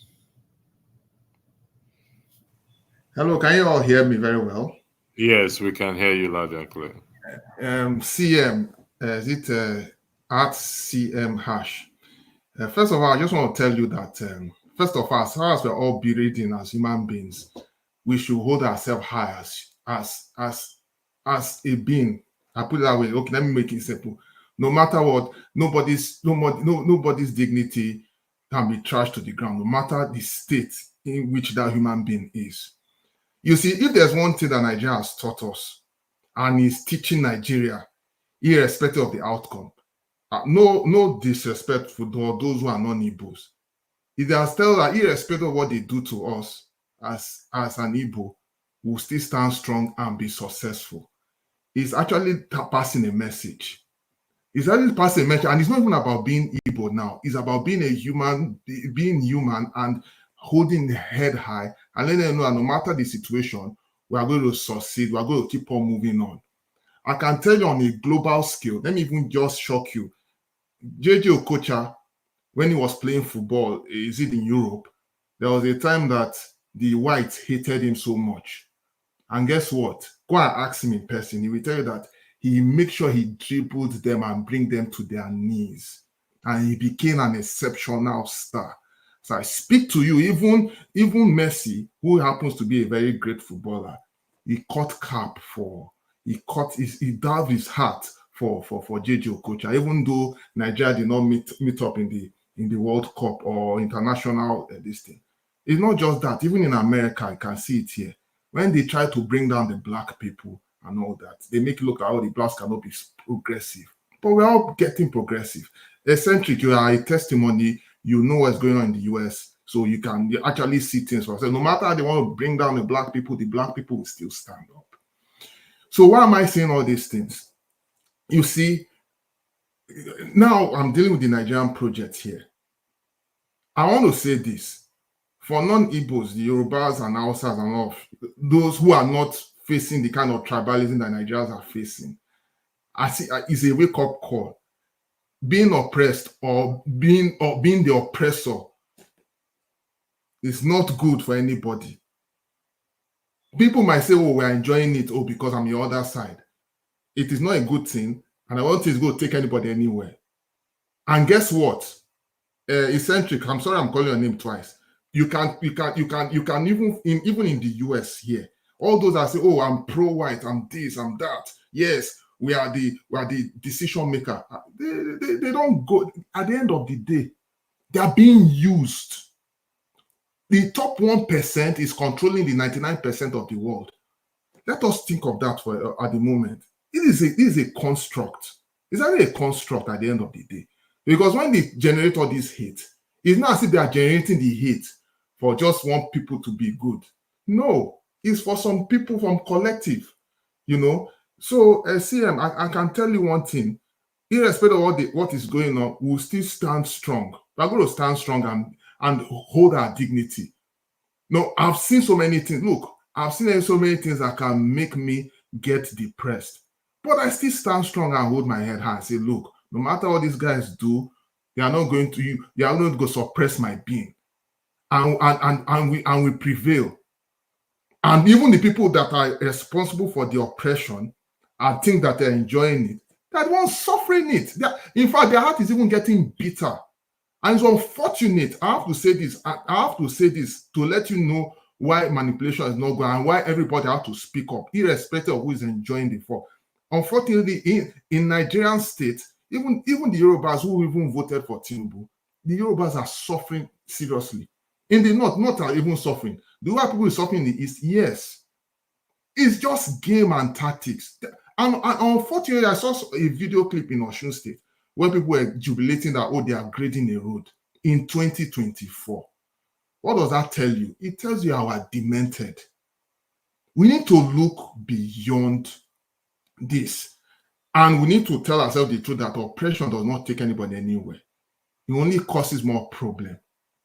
The detention of this guy is going to cause more problem for us as a country. And we cannot have any peace until we address the critical issue. America and all these global world today. We will say we have a UN meeting and all of that. They will tell you, oh, there's a summit, there's a G7, blah blah blah. When there's an issue within our country, the people that are in the on the global scene, they can be the ones to interject. Like for instance, now economy, the World Bank are the ones that can interject when our economy is bad. They try to say they can give us advice. Nobody is going to save us. World Bank cannot solve our problem. UN will not solve our problem. It is we that is going to solve our problem by ourselves. And we need to correct our stupidity. If not, it's going to send us to our graves. That's what I have to say. Thank you. Eccentric, the floor is yours. You got 5 minutes. Okay, we lost Eccentric, and okay, Eccentric is back. The floor is yours, Eccentric. You got 5 minutes. All right. So I don't know if this is a recent news, but the World Bank just gave the Nigerian government 1.5 billion US dollars, right? And the question is, what are they going to do with this money? I don't think this is a good time to actually get loans, because Nigeria needs some kind of reform, right? They need to reform the system and kind of deal with the corruption issues before getting a loan as big as 1.557 billion US dollars, right? Because this money is going to end up in some elephant projects that's not going to be completed, and the people in charge of the projects will take the money, and the cycle will continue. And then Nigerian foreign debt will increase, right? Anyways, let me backtrack to what we're talking about. I think I've actually stressed this point enough, right? Nnamdi Kanu, Nnamdi Kanu should be released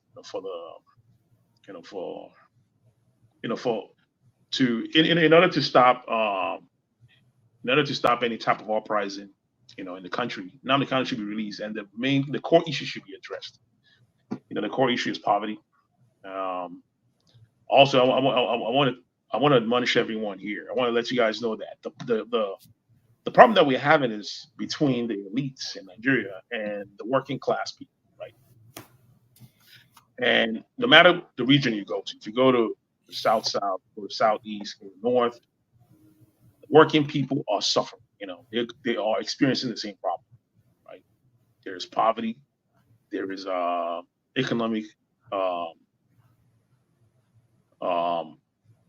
disparity, right? There's a lot of economic disparity. For instance, if you go to Lagos State, right? If you go to Lagos, I think the core Lagos State, you will see the disparity between the core Lagos and the island, right? If you go to the island, it's pretty much like New York City, right? The houses there are so expensive, like almost really expensive, that someone like me living in the United States can't even afford to rent properties there. So that and it makes me wonder, like, how could people with such wealth be living in a country where the poverty level is so like draconian, right? It gives you a picture of what's really going on in the country, right? It's the economic system, of course, capitalism, right? Capitalism creates this wealth disparity. It's kind of inbuilt in the system, right? That's why companies like Dangote, could grow so big and become a monopoly, right? It's inbuilt in the system. I think Nigeria needs to kind of try a different system, right? A system that's people oriented. I would go to the extreme to say, hey, we should try socialism, right? We should try socialism and bring in social programs, to benefit the people. We can adopt some social programs from China, from the United States of America. We can bring some of the social programs that they have there and bring it to Nigeria. Something like the WIC program, where the government, the poor people can get get some food, from the state government or whatnot. We don't have stuff like that in Nigeria. We need those. We need those things because the poverty there is extreme. The people need help, and the money, the inflation issue is actually making it worse because the money is losing a lot of value. Before, I think probably like 10 years ago, if you send in like 100,000 naira, you could do a lot. People over there could do a lot with it. But right now, 100,000 naira could be spent in a week, buying groceries. It's pretty bad. And the thing is, people are not making that much money there. So it's a hyperinflation. The hyperinflation can be dealt with by the federal government. They just need a change in the system, right? Instead of following like the World Bank model, and because like I just read the World Bank representative in Nigeria, I think his name is kind of reminds me of a Senegalese, something Diop. He said that the government should not change their economic policy, that they should keep going. That if they change their economic policy, it's going to create more problems for Nigeria. I kind of disagrees with that. And it kind of tells you what the, organizations like the World Bank, what their priorities are. They don't really care about the ordinary people. They just want. All right, Jefferson, thank you. Eccentric, thank you very much. Mr. Pansat, you have 5 minutes for your submission, please. Thank you, sir. I have an appointment, so I'm going to. I had to dress up quicker so I could render my peace. Concluding remarks. Electricity. Did you say you have another program coming in how many hours? No. Goodness me, Pastor. Don't want me to sleep. It's next week. Oh, next week. All right, very well. Goodness me. Now I know you don't love me. No, that's okay. I don't love any man. I love beautiful babes, right? You have beautiful babes, right? Can you mention some names? Can you mention some names for us, please? So, so on a serious note, these programs that we're having here, especially here on Dr. Damages, is very, very good as we try to solve the problem we have the country. We have to have civil discourses, and that's good. You have somebody like Dr. CM here. You have Jegun. I think Jegun contains a lot of knowledge, historically, those kind of things. Some of us spent our time in science, physics, mathematics. We don't get to showcase it. We come in this domain to where we have to be artful. We have to use, fancy language, right? And our country we've become cowardly. We're a cowardly country for whatever reason. It's like in those days you go and maybe your grandma give you a chicken, you come home, you tie it together. The first day you brought it, it wants to run away. But if you tie it down for a little bit, then it just stays there, right? It becomes your chicken that walks around. That's what we've become in Nigeria, right? Look at the state of our country. Some of these problems that we're talking about, they have one common problem. I would try to be civil. I won't talk about it a lot.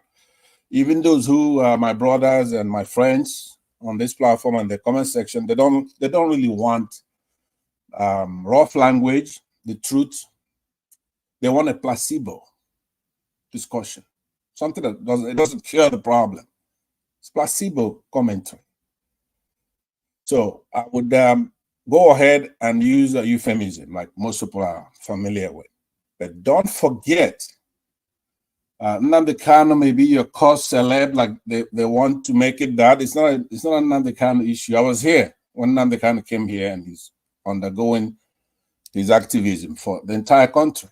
And a lot of our people advise him, hey, Nigeria is not that developed and mature for that kind of thing. But he did his job. He has his own style. He's not Igbos. We have Igbos that run the gamut. Some who are one Nigerians. We have Igbos who fight for freedom for everybody.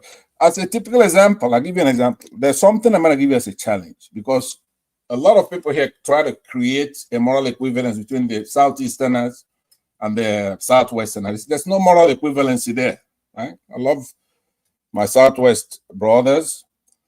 And of course, I'm talking about the rule, not exception. We have beautiful activists from the Southwest, Dele Faratumi being one. Do you know America has not produced one Dele Faratumi, period, or Britain? We have a lot of leaders. We have a lot of good people from all tribes in Nigeria. But in the case of the Southwesterners, it's the exception, not the rule. When the Southwesterners want to do their Amotekun, you go and find me one Southeasterner that says, no, don't do your Amotekun. All of us were online. I was there in the forefront. Yes, you need your Amotekun to protect your farmers and your states. We all support them whenever they're doing anything.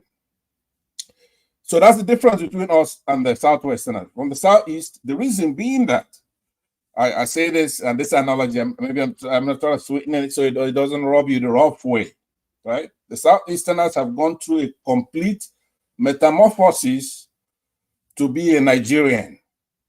That includes going to war against our common tormentors, people who have already conquered the Hausas, rendered them effete, took them over, pretty much. And that's the Fulanis, who are not from our country.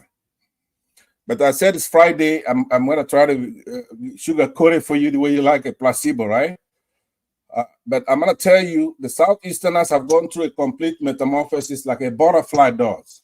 Go from an egg to a larvae to a pupa, and then emerge as a butterfly. The rest of these tribes now, this is where they don't like me telling you the truth, especially the minorities. They haven't done that. They didn't join the war and do the right thing to fight off these people who would have been like Switzerland by now. They just went from egg to an adult. And that's called an incomplete metamorphosis. You go from an egg to a nymph. You just look like an adult. Now, the insect that does that is called a cockroach. It's one of them. There are others that do the same thing. It's not calling anybody any names. What I'm saying, we've been through the complete metamorphosis. So when you see a Buhari come after a jackboot thug was truncated our nascent democracy, took over from our elected government, he ruled as a head of state, a military thug, killed a lot of people, ruled by decree. So he came back to run for office. This will be his fourth time. You go and look, Southeastern have voted against him the whole time. He gets single digits. However, in 2015, he came in and the Southwesterners voted for him, brought him in. And since then, our country has gone down. They conspired with Northerners and Yorubas conspired to remove our civil servants who actually went to school and have a certificate like Ngozi Konjiwa. And since then, if you plot the graph, X and Y, since they were able to skim out the support from government, then the country went down. They can't feed themselves. So it's not a moral equivalency. So what I'm saying, now things are getting better.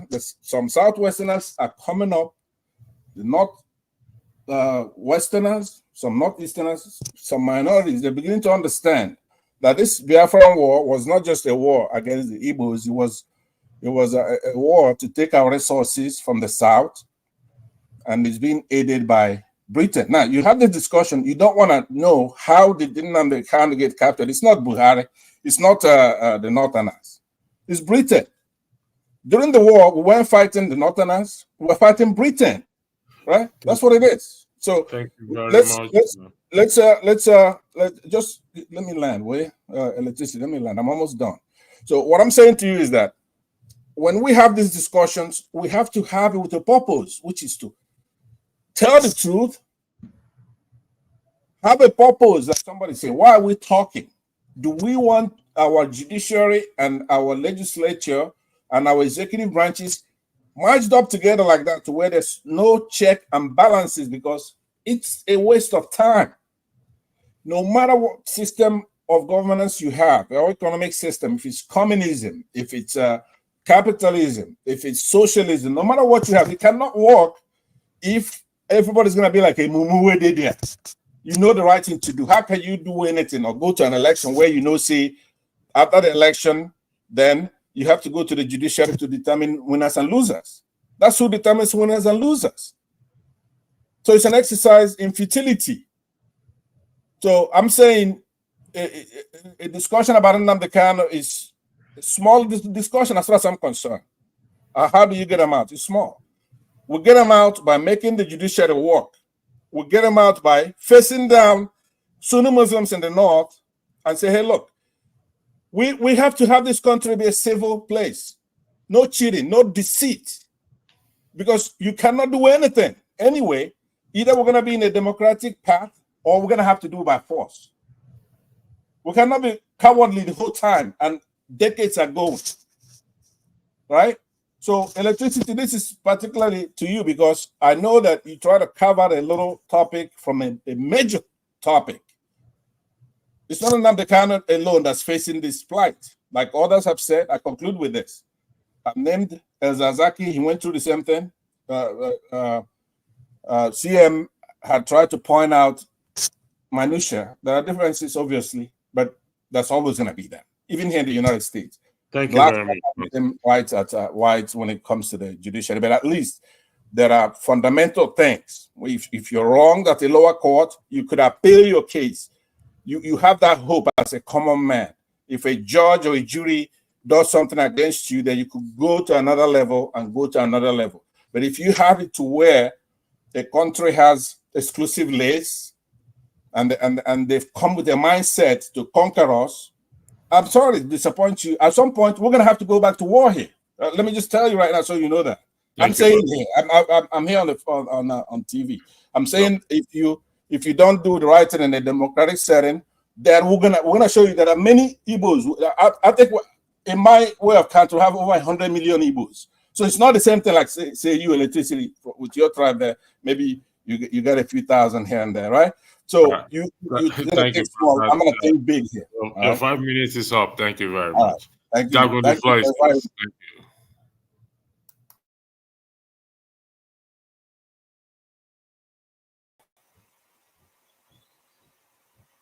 Jago, you're muted.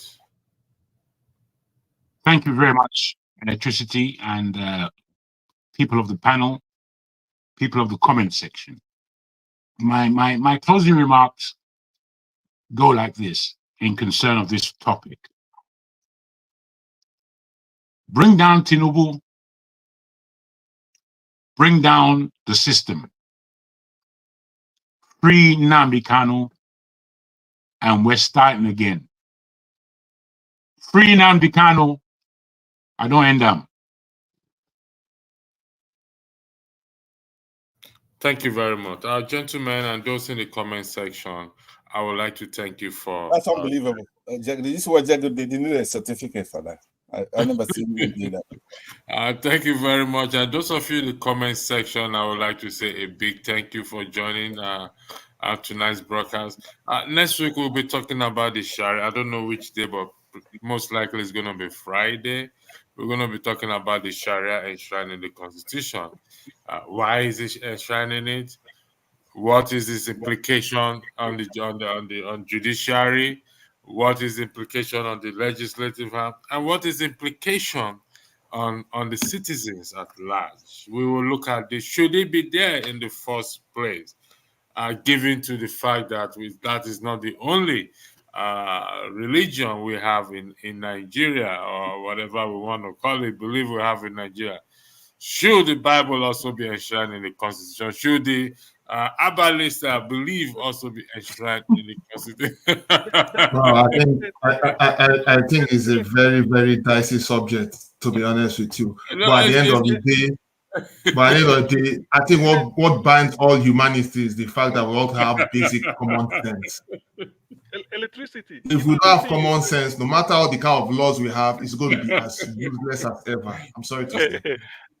Electricity. You know, this thing you said now reminded me of something. The former Chief Judge, Tanku, the one that succeeded Onogen, the guy did not attend, was not called to the bar. And how did he make it? Because as a lawyer, you first of all you read law, get called to the bar, then you can become a magistrate. From there, you move, or you practice all your life. But even if you want to be from magistrate to judge to all these things, they say 5 years post-call. Say 5 years, you must have practiced law for about 5 years before you can now become a magistrate. So he was not called to the bar at all, whether in England or in Nigeria, anywhere. But he became a judge. and became a Chief Justice of Nigeria and was sitting on civil cases. And let me even shock you again. I'm sorry to say this, but let me even shock you again. Another issue I also facing is don't give us time to, because the issue he raised right now is very important. I was on another panel, and another one man went to Mo's show, right? And we got to that point because this is very important, right? That time come, I'm glad he made. I kept trying to remember his name. He succeeded on again. On again was removed illegally. You need 2/3 of a supermajority in the Senate to remove the Chief Justice, right? So Buhari suspended him. So what I'm saying is that, yes, Obasanjo allowed them to insert Sharia laws for customary reasons in, cultural courts. That's okay, but the jurists, though, as they go move up the ladder, then a judge in a Sharia court who came in just from Islamic training, studying their Islamic thing there, right? There's no physics, there's no chemistry. Because in the Western jurisprudence, before you become a lawyer, you're gonna go through some electives. You're gonna know some things about other cultures. You're gonna know a lot of things. You attend law school. So these people, as they come in from Sharia, right? So the judges is what I'm not fighting the Sharia court itself, but when the judges then go into the federal system nominated by their governors, they're now in the federal system. They are still Sharia judges, even though the courtrooms they go to administer, it's not a Sharia court. So they bring their prejudices when they come up there. That's why people are not being released. You have to have a judiciary that believes in the secular constitution of the country. You have to. There's nothing. If you have nothing else, you have to have a good judiciary. We don't have one.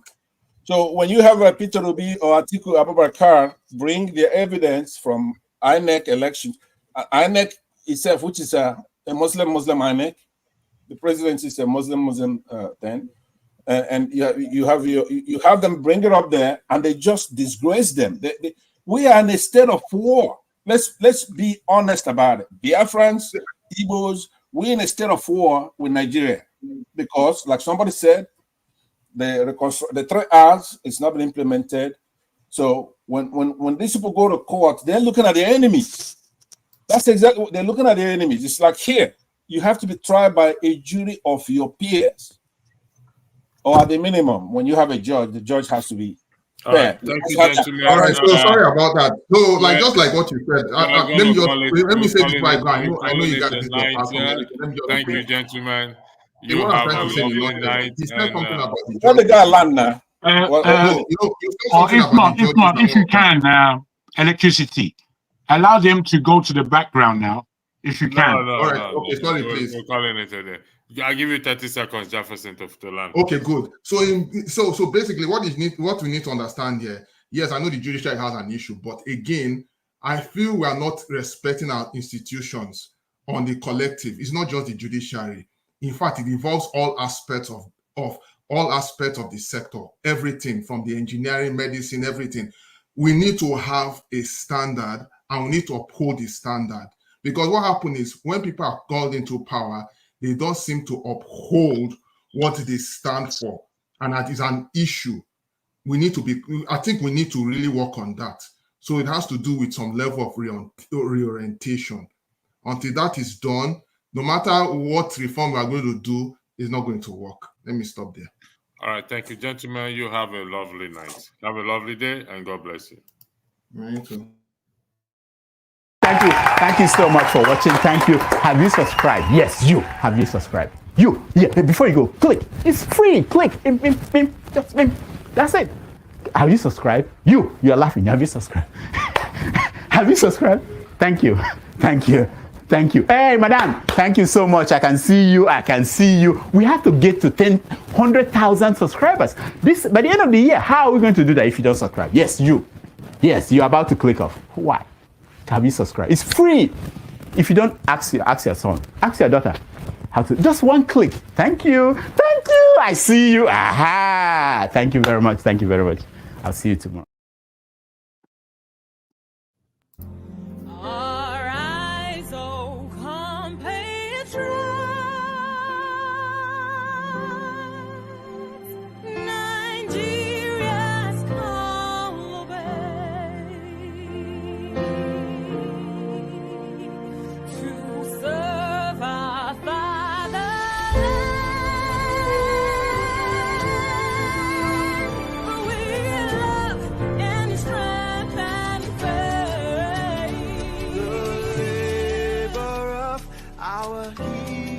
heroes past shall never be in vain. To serve with heart and might, one nation bound in freedom, peace and unity. Hey, that's so. Oh, yeah. Arise, oh compatriots, Nigeria call obey, to serve our fatherland, with love and strength and faith. The labor of our heroes past shall never be in vain. To serve with heart and might, one nation bound in